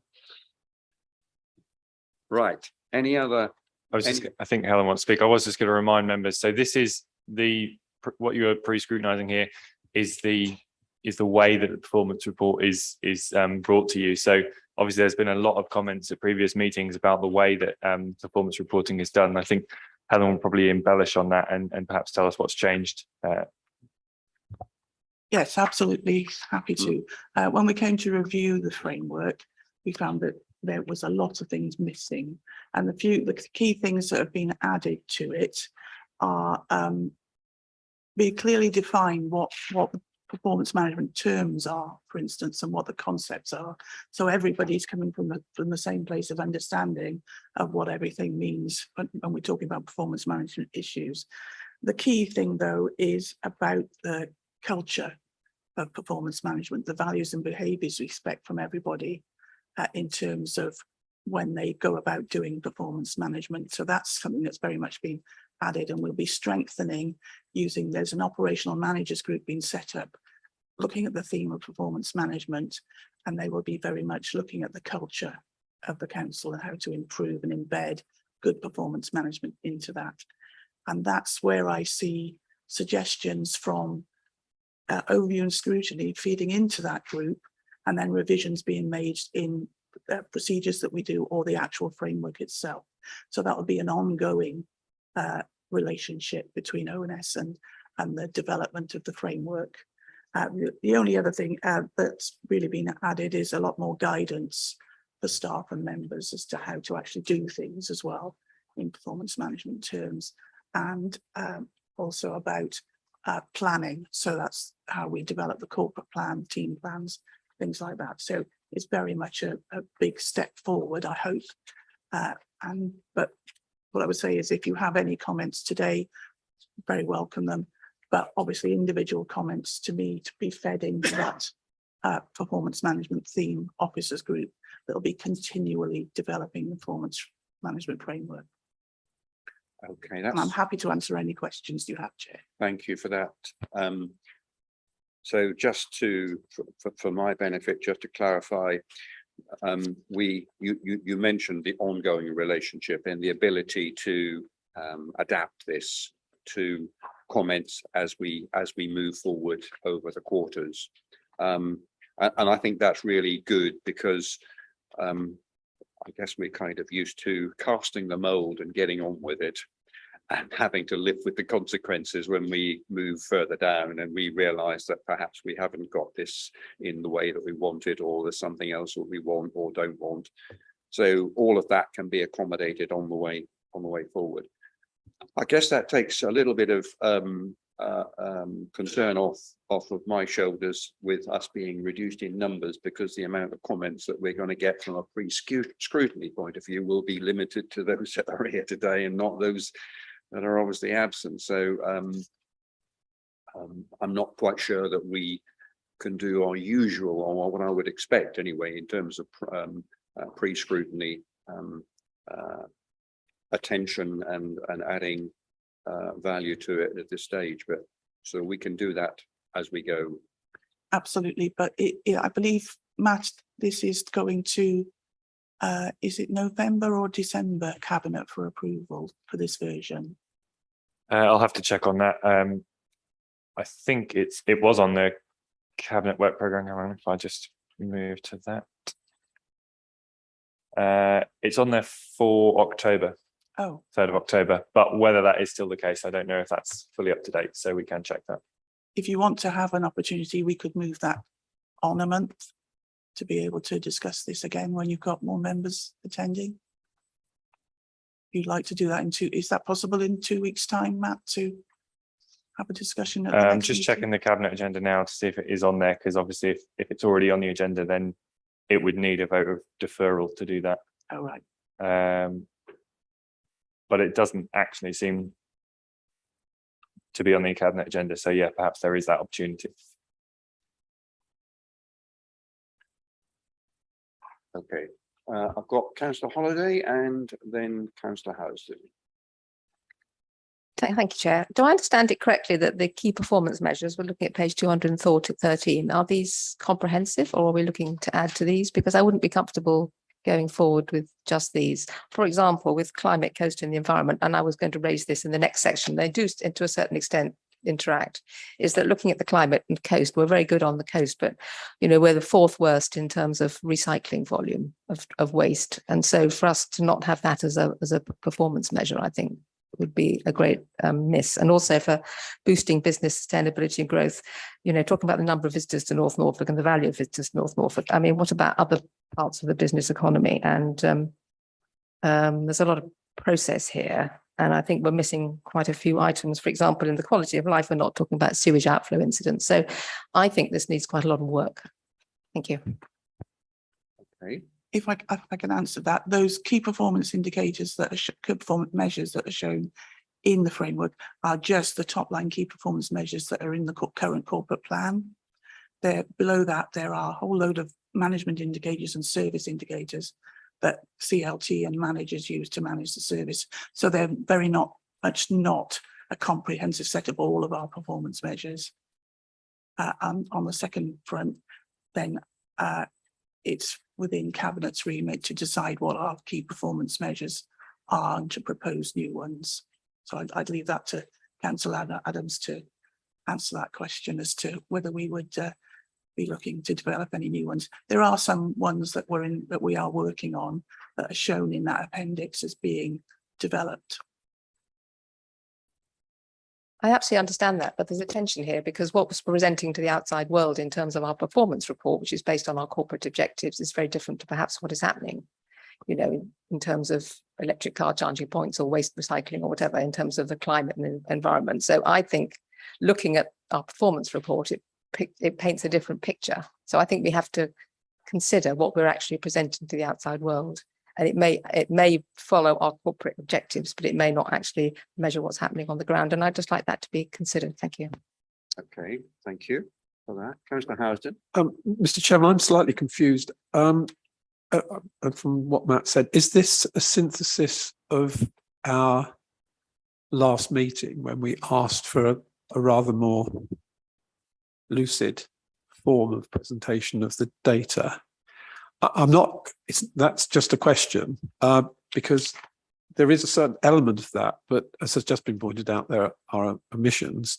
So I'm just a bit confused. No, this particular thing is the framework that the reporting sits within. So that's saying how we will manage ourselves in terms of performance management, what reports we will present to what committees, what the status of various different measures are and action plans and so on. The actual reporting is within that framework, if you like, and can be developed and amended as needed. Going back to Councillor Holliday's point about the performance measures, the reporting quarterly to Cabinet and yourselves, that has been amended and it's now reporting by exception in terms of the management performance measures.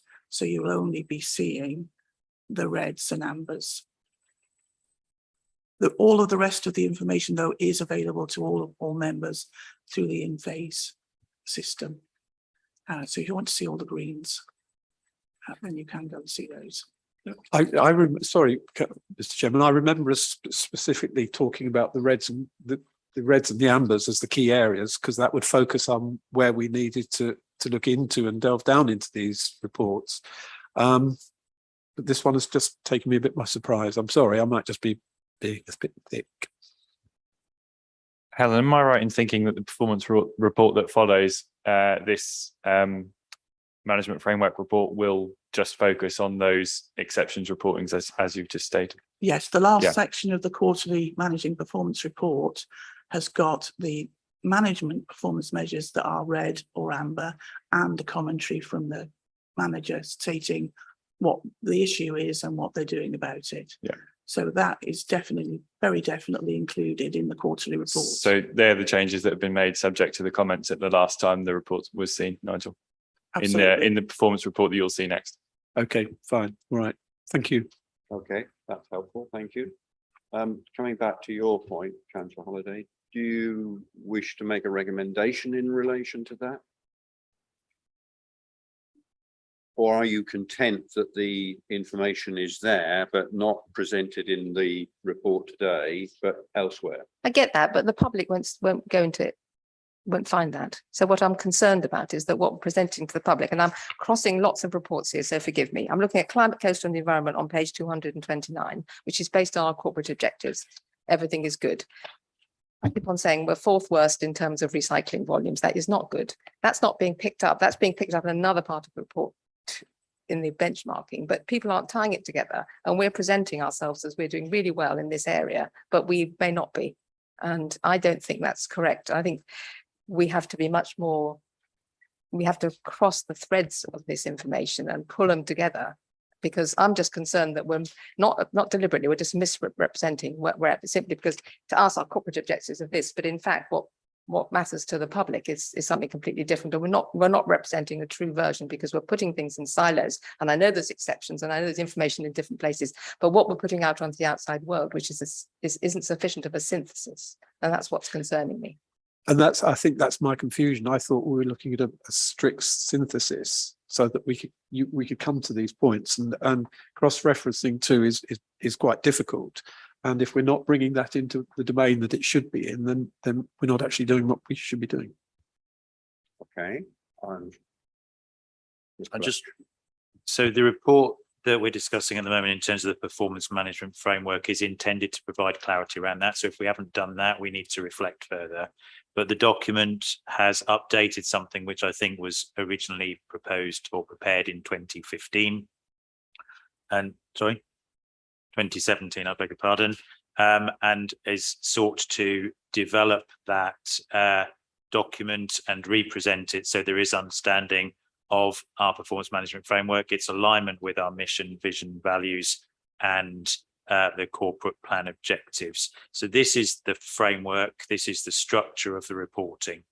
There are then two issues which I think Councillors Holliday and Housden have raised. One of which is around the level of detail which was previously being provided in the 80 pages, and whether that was in anybody's interest, such that we moved to exceptions reporting, so on the reds and ambers, which is in the next report.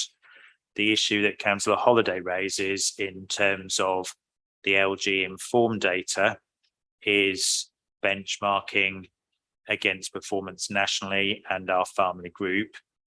Not all of the indicators in LG Inform will be indicators that we've set for ourselves in measuring the performance and effectiveness against the corporate plan. So the report that the reference you made, Councillor Holliday, to climate, coast and environment, page 229, no reference to recycling. That wasn't, as a matter for the administration, but it wasn't a measure within the corporate plan priorities. So our performance at that time, I believe was, Mr. Hems is here, but I believe was very close to the performance in Norfolk overall, but perhaps wasn't as aspirational as authorities nationally. And I think we talked about that last time in the context of LG Inform. Norfolk and Suffolk do poorly under that. That's because we don't do food waste, because there are significant costs and environmental impacts of food waste collection at the present time in a rural environment. So, but recycling, when the administration took control of the council in 2019 and laid out their ambitions, the translation of their manifesto, recycling wasn't a priority at that time. That's a choice. That'll be a choice for any incoming administration in May of next year. So the climate, coast, environment was around carbon footprint. It was around trees, planting, a net zero action plan, around which there's been much development over the last 4 years, locally and nationally, but recycling wasn't one of those measures. And so that's when you get into LG Inform, and that is, I don't know whether that is of interest to our residents overall, but we can explain the current position and what it would take, the choices that you would have, and the costs of that choice to improve that position in debating the LG Inform, because that's contextual. So I hope that's helpful. Those are the 3 different reports that you have in front of you. Yes, thanks for that. That does help me anyway. I'm just, well, I guess I look to you, Councillor Adams, whether you might warm to the suggestion that's been made that this might be something that you might want to add to the current indicators. Not sure exactly what I'm being asked to add. Obviously, the information is there within LG Inform, and I wonder if members were confusing the benchmarking and this particular item. Obviously, you know, in terms of recycling, you know, I think we recognise where we are. The only other authority we're measured against here in Norfolk is, of course, King's Lynn, which, you know, is in a worse position in terms of its recycling. But I gather Yarmouth is in even greater difficulties in terms of level of its recycling. I think this is a challenge for the county as a whole. I mean, Steve mentioned Suffolk, of course, as well, and the waste partnership. You know, we do need to do more to encourage residents to use their recycling bins appropriately. I think there's a role for us all there. We do expect to see the waste collection introduced in future, but that's subject, of course, to the additional burdens funding from government. We have discussed very recently the potential for a trial scheme.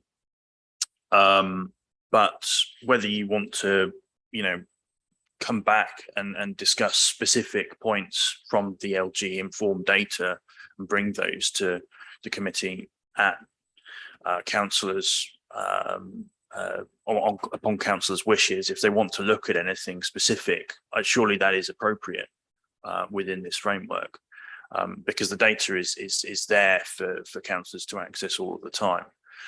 So you know, nothing is sort of being, you know, prevented or stopped really from that point of view, if you understand what I'm trying to say. But if there's anything more we can offer you, obviously, then certainly I'd be happy to have the conversation. Well, if I've got the sort of key point here right, it's really a question of whether or not this information should be presented to the public rather than it being in our data sets that councillors can access. Is that right? Well, it's partly right, but it's also presenting the information together. It's a synthesis. It's instead of having one on one page 229 and one on page 462, which most people aren't going to look at, it's putting it together. I'm looking at another example here on page 228, local homes for local need, as my colleague just raised. We've got 2560 on people on the housing register. We don't mention that here in that particular section, but it's as important to know that as it is to say how many households have been housed, which is great. But if you put the information together, it's going to be much more illuminating for the public. They're not going to look at different places. We can look at different places. I understand the different measurements that we're talking about. I'm just saying that as a presentation of NNDC's performance, it could be more accurately portrayed by synthesizing the information together. Is that what you think, Doctor? Yeah. But some of that is contextual data and some of it is performance data. So the number of people on the housing waiting list is contextual data. The performance data is how many people have been housed in that quarter. And that's the data that is included on page 228. So, for every intervention the authority makes, for every priority that was identified in the corporate plan, you could relate that back to contextual data, but you would end up with a piece of War and Peace. And also, we also need to look at what's expedient in terms of the resources that we have, because in our policy team, we've got 2 officers and I don't think they both work full time. And so the choice that you have is what is the right level of input resource to display and share and comment on this data relative to the resource that you have for cracking on and delivering against core service provision and the choices and priorities that are laid out in terms of the administration's corporate plan. So that's the balance that we are seeking to strike. And that's why the refresh of the performance framework, which I don't think we've actually got to the managing performance and the LG Inform report yet. Not yet. The performance framework is around laying out those choices in terms of what that journey is, what contextual data is, what we can benchmark or be benchmarked against in terms of other authorities. And that benchmarking data is important. It does allow us to reflect on what we do and the colour of how we operate and the choices we make in terms of expenditure. But there used to be 330 district councils in England or whatever. That's obviously moving in terms of unitarisation. But none of those authorities are the same. No 2 authorities serve the same population, have the same geography, have the same socioeconomic structures. And so that performance needs to be seen in that context, because you are not comparing apples with apples, you're comparing apples with oranges. And that's not to say that we can't aspire to be better, that we can't perform better, we can't learn from elsewhere, but not all of that will translate directly into North Norfolk. Okay, thank you. Officer Thomas. Yes, just one thing to add to that. In terms of the reasoning behind having the benchmarking report separate for the corporate managing performance report is they are for 2 different quarters. So the benchmarking report is always a quarter behind. So it was a choice to keep those 2 apart, because there might be confusion looking at our quarterly performance or latest monthly performance against everybody else's 3 months ago. So that was the decision behind that. We could merge them together. It would get extremely messy and extremely big, I suspect, if we tried to do that. And getting back to the framework, as I said, that will be continually evolving in between main reviews. And the third point I wanted to make is, obviously, Overview and Scrutiny Committee can make whatever recommendation it likes to Cabinet in terms of what is performance managed and at what level, and then it's for Cabinet to decide whether they wish to take that on board. Thank you, that's helpful.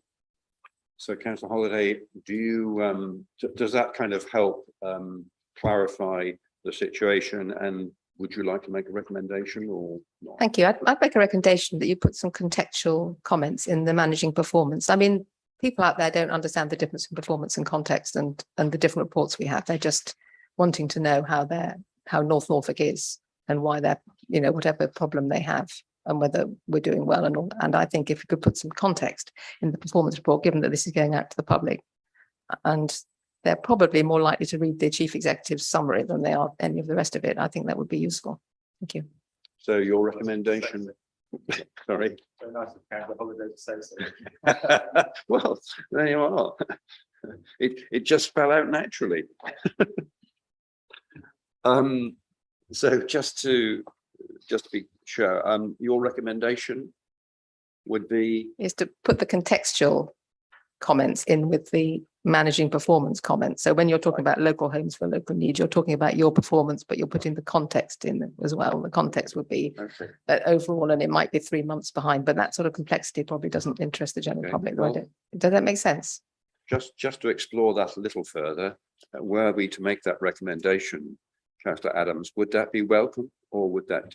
Yes, absolutely. I mean, I would welcome a bit more information or a steer on what additional contextual information we are looking for, because obviously, you know, you look through the performance management reports, there's a lot of context in there. There's a lot of detail about what's been happening over the recent period of time. So, but I feel if any member of this committee or of the council wants to look at something in greater depth, then I think that's perfectly reasonable.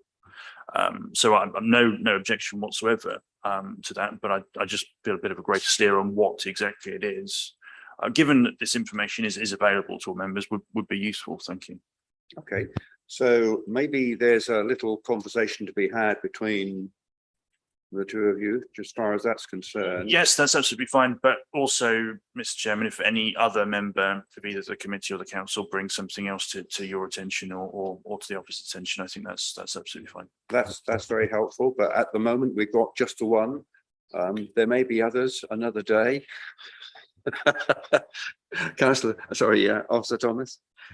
When we set up the benchmarking report, to bring that to you every quarter, we did also agree that you would review what you wanted to look at every 6 months, and that will be at your next the next quarterly meeting. So there's an opportunity created there for you to say, right, we want to look at this in our benchmarking list of measures, and then if you'd like to have a look at the overall LG Inform report and get ready for that next time, if there are any recommendations for additions or removals, we can get that done before the meeting, perhaps. Okay, thank you. So, gosh, his hand's going up. I think Councillor Fredericks, your hand was up earlier, so. Thank you, Chair. I was just about to say what Officer Thomas was going to say, that you were going to have a meeting and discuss what you'd like to see from us. We're open and transparent and willing to help with that. On the housing strategy one, actually, it was a criticism that there was too much information. So it'd be really helpful if we could have exactly what you want from us, and we'd happily supply it to you. Well, that may be a discussion another day. But it's good that we've got the ability, if you like, to kind of explore these changes, and because that does help in the forming of recommendations. There's no point in doing it so if we don't have some measure of agreement across the board. Councillor Houston. Thank you, Mr. Chairman. Obviously, we've got the corporate plan and we've got the core services within that. And within that, we've got the benchmarking situation, which we touched on earlier. And obviously, there is a time lag as well for producing reports. And we're coming into what's going to be a very difficult few years, without a shadow of a doubt. My point really is the benchmarking as much as anything. And I don't want to draw out a huge discussion, but in this sort of rapidly moving climate we're in, and you can take that climate and you can take economic and everything else, I'm not quite sure the benchmarking is quite as detailed as we want to review here, and perhaps might want to spread into a wider audience. I don't know if anybody agrees with me on that. But I just think we're in an era where we've got to be very specific. And I'm not convinced that the synthesis gives that specificity that we need. Okay. Within the context of what we're considering right now, which is the pre-scrutiny of the performance management framework, does that have? Yes and no. Sorry, I wish there was a straight answer. I mean, I do think about recycling, which has been talked about, and I understand, the food recycling, but I think there's water quality, which has just come up. Okay, we've had a drought, but now we're having a lot of rain and we're getting, we've talked about water quality, we've talked about sewage getting into streams, all that kind of thing.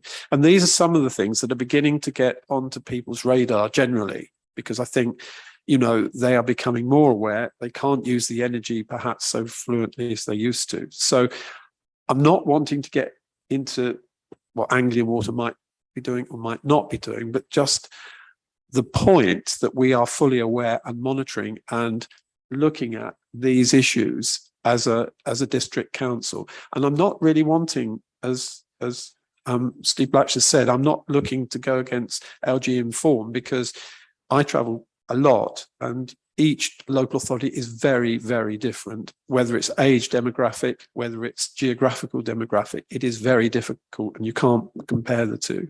So I just feel we have to be light-footed and try and be all embracing, given that there's a time lag, given that we've got a corporate plan, and given that we do have core services that we have to be aware of. Okay, that's helpful. Thank you. Mr. Blatch, you want to speak? And then. So I think Councillor Housen's reference to environmental quality, the responsibilities of Anglian Water and the Environment Agency, perhaps we might say performance of general practitioners, waiting times in the health service, ambulance response times. Those are contextual data which relate to North Norfolk. They are not things that are within the gift of this authority to control. And I believe your terms of reference for this committee allow you to challenge or ask for respondents from those people. And recently you've had both somebody from the Ambulance Trust and from Anglian Water to hear of the committee's concerns. So they might sit within that contextual framework, but they aren't about this authority's performance. We may have some influence over those, but they are not in our gift to determine. And our performance report quarterly is about what we've done, what we will say we will do through the corporate plan, whether we've delivered 110,000 trees or 25,000 trees in a 12-month period, whether we've built 50 affordable homes. That isn't what our target was. I'm just using that as an example.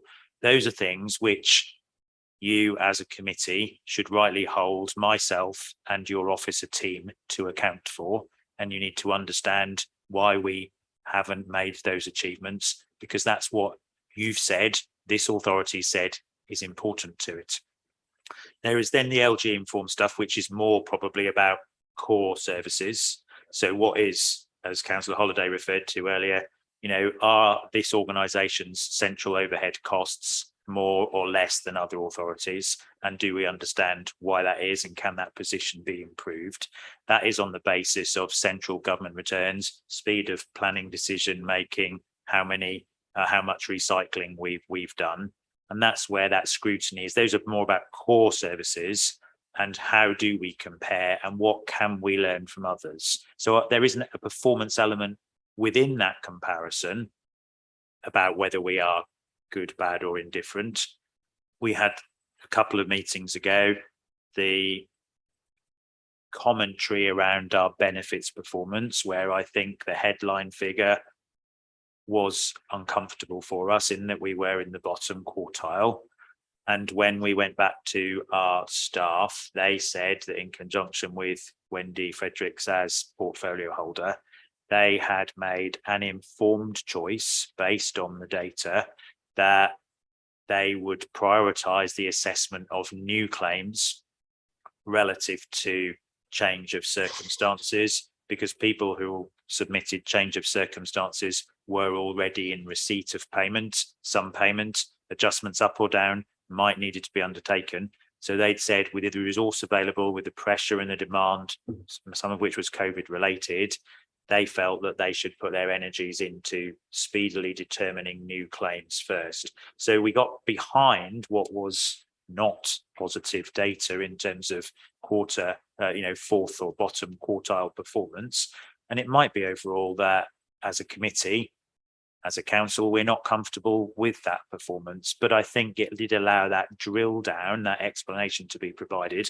And then you have on this agenda actually quite a detailed paper on benefits performance. Whether that meets your expectations is a separate issue, because you might think we should go further. And we may be able to get to top quartile, but we might need extra officers to do that. And that's a choice in terms of the relative priorities of the council.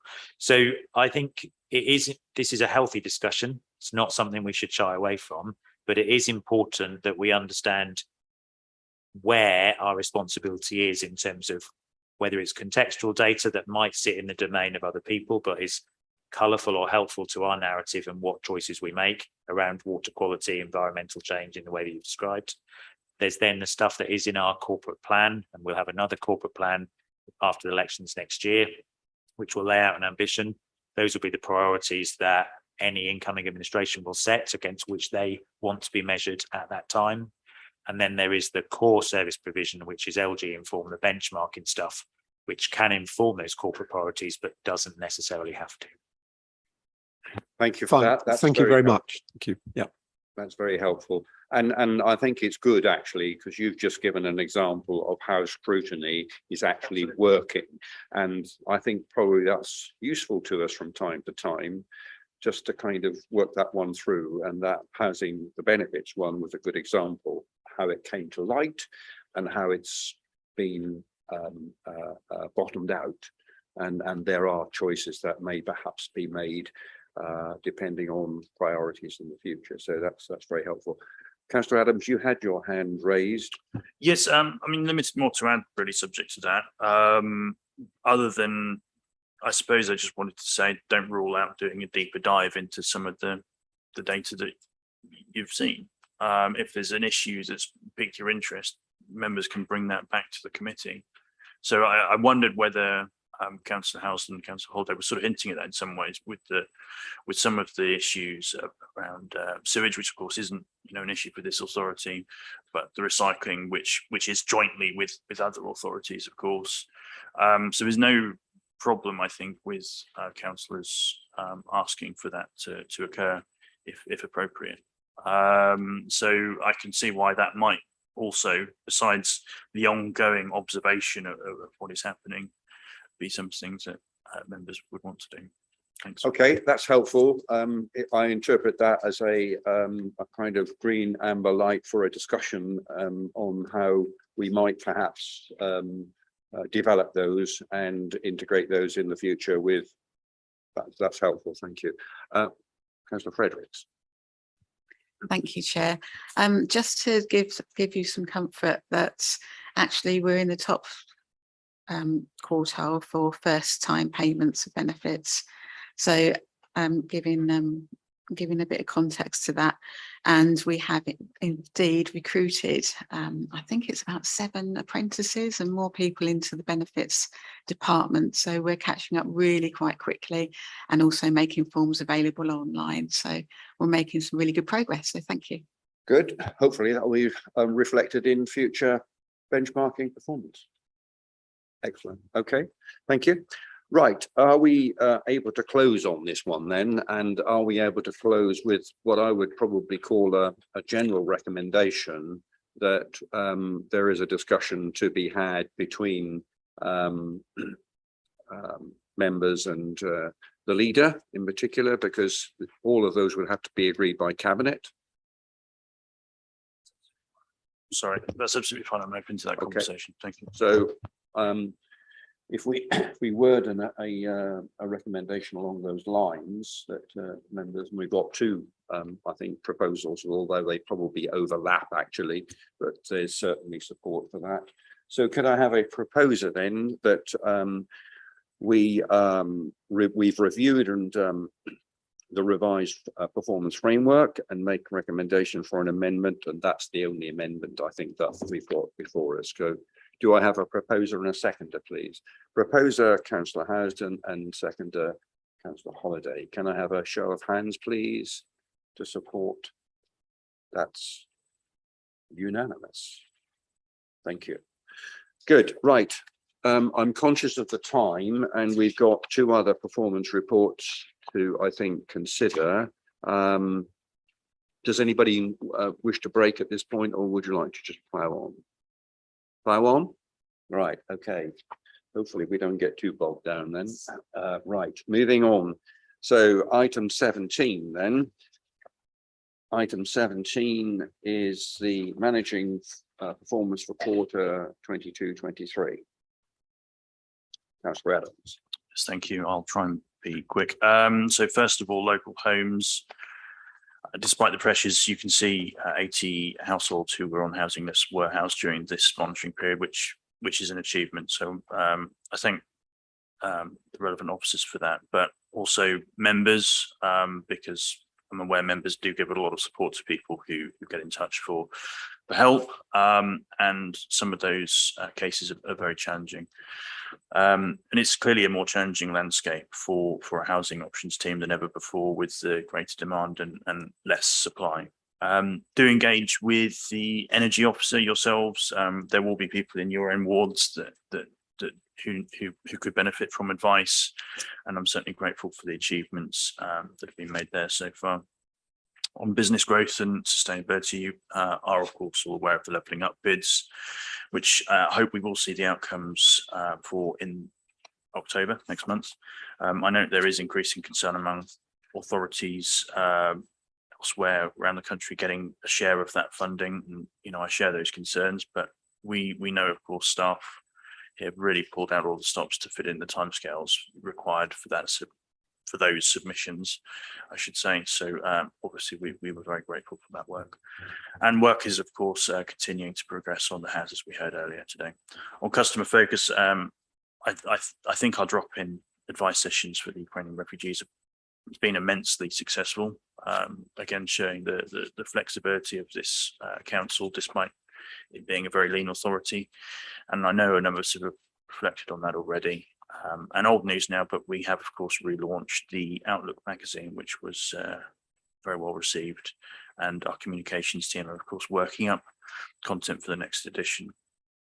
On climate, coast and environment, we what we had of Green Bill before the nation's attention turned to the death of Queen Elizabeth II was of course well received.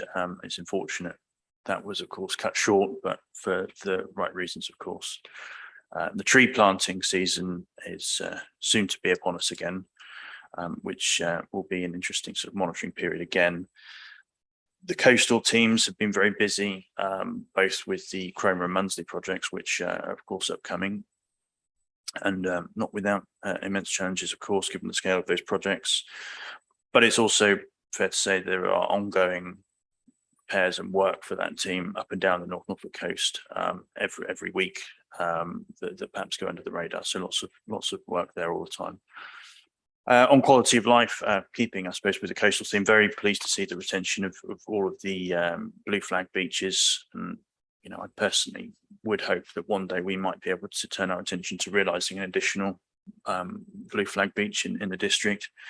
For instance, somewhere like Haysborough, which of course almost got its gong in the Battle of the Beaches contest that was run by the communications team recently, but Munsley of course got that. So well done to Munsley, well deserved. And we continue of course with the most comprehensive programme of public toilet investment in the county, which I think is to be commended, and obviously a lot of work for various teams there. On finance, I can really refer back to the previous reports on the agenda as well, but we continue to be a very lean organisation, but one that is delivering its targets and remaining financially secure.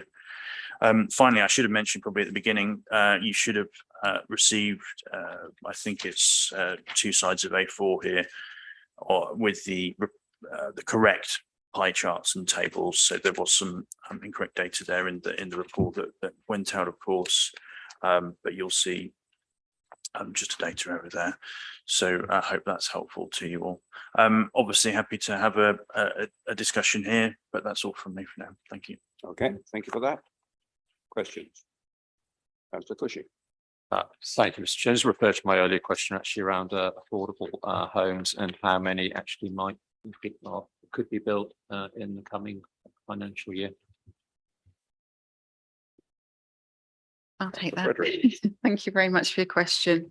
Yes, you mentioned nutrient neutrality, which is a buzzword at the moment. It's a lot more complicated than just affecting Fakenham and Stalham. So what we're seeing is the price of land being pushed up in areas that aren't affected by nutrient neutrality. We're seeing price rises in materials. We're seeing that's if you can get materials. Labour is very short. So there's a lot of challenges, and I've just seen that the pound has just tanked against the dollar of £1.08. So that's really not going to help matters either. So it just seems that everything is stacked against affordable housing being built at the moment. It's I'm actually quite worried. So within this year, we're anticipating 30, which is a lot less than we were planning for with the big schemes in Fakenham and Stalham. And of course, as they're delayed, the prices of their materials are going up as well. So it's deeply worrying. We are working our hardest, the housing strategy team, with our housing associations to find solutions to this. So yeah, thank you for that question. And I'm afraid that is where we are at the moment. Okay, thank you.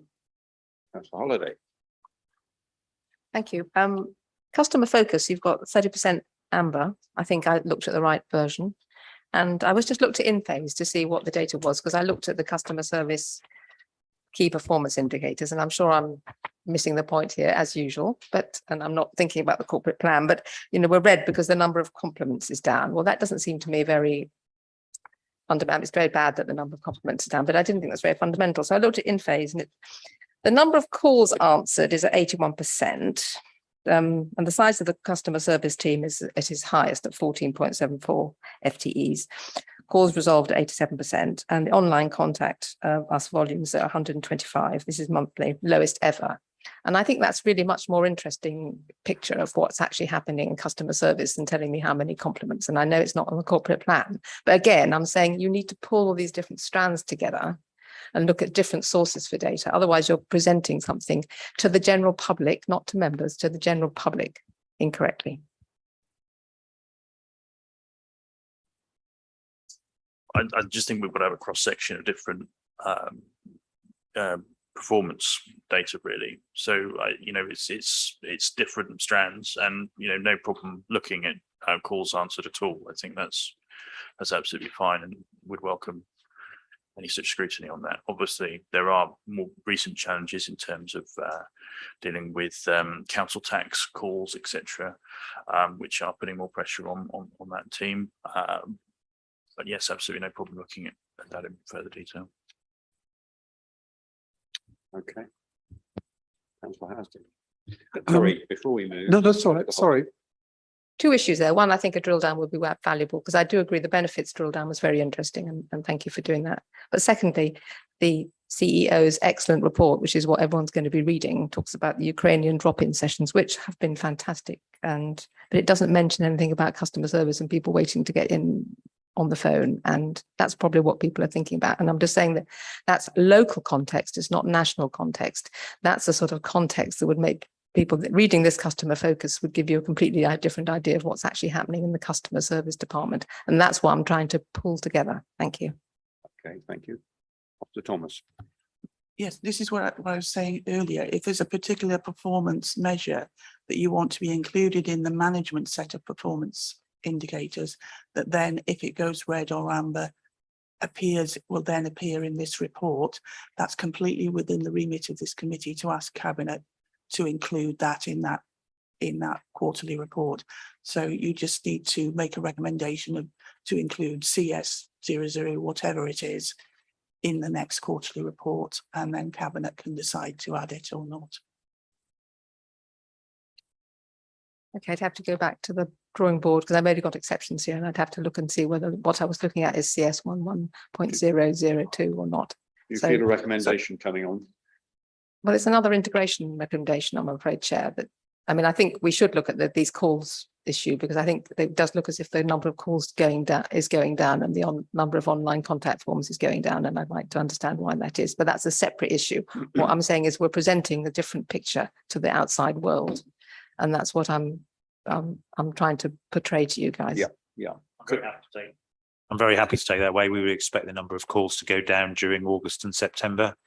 So the peak time for calls into the organisation historically is March and April when council tax bills are issued and that sort of thing. So we need to look at that trend analysis not only during the year or over the year, but from year to year.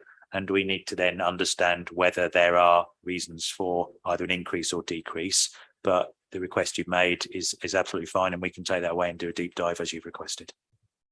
Okay, good. Councillor House. Thank you. Just page 259, percentage of non-major planning applications determined within the time period. Actually, my question is really, can we have some data on how many delegated applications dealt with? Is that possible? Because I always think it's really useful for the system. I've given several consents to delegated approvals, having discussed with the officers and received the relevant information. And I just think it just slips things through a little bit quicker as long as it's done properly. And I'm more than happy to be used for delegated in my ward. And it's something I think I'd quite like to see, actually.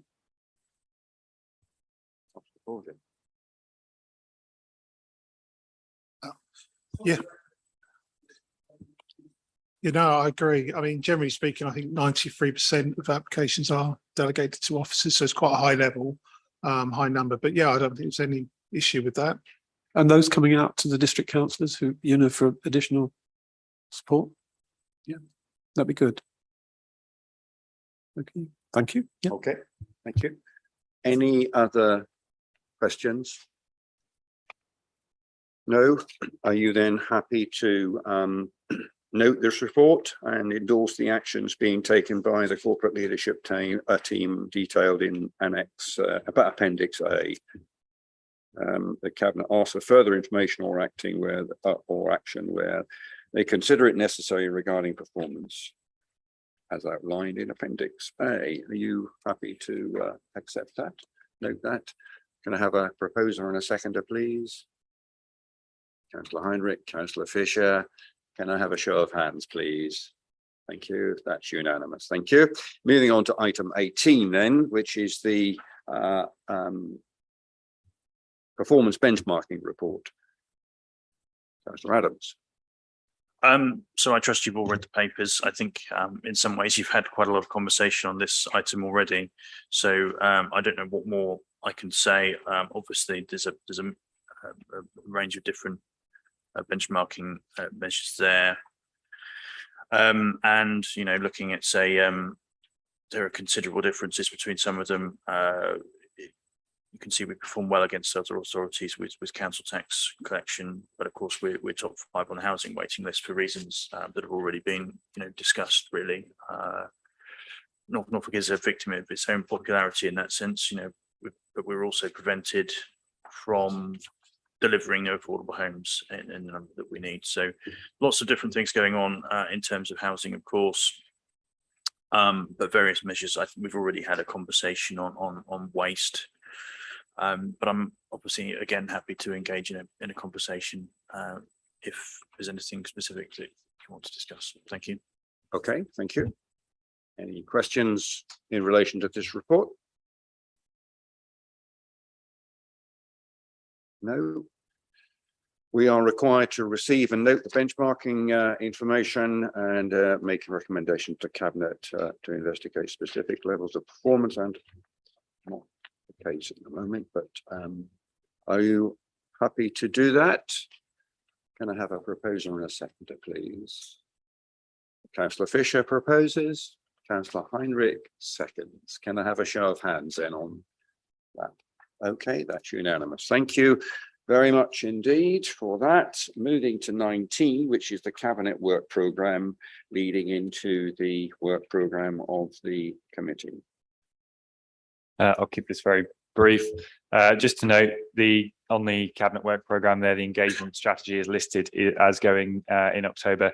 I think that has been delayed again. I know that I think Steve Holmes has just left the room. He may have been able to explain the reasons for that, but I wonder if it might be the relative workload from the changes in the waste programme, which are in process.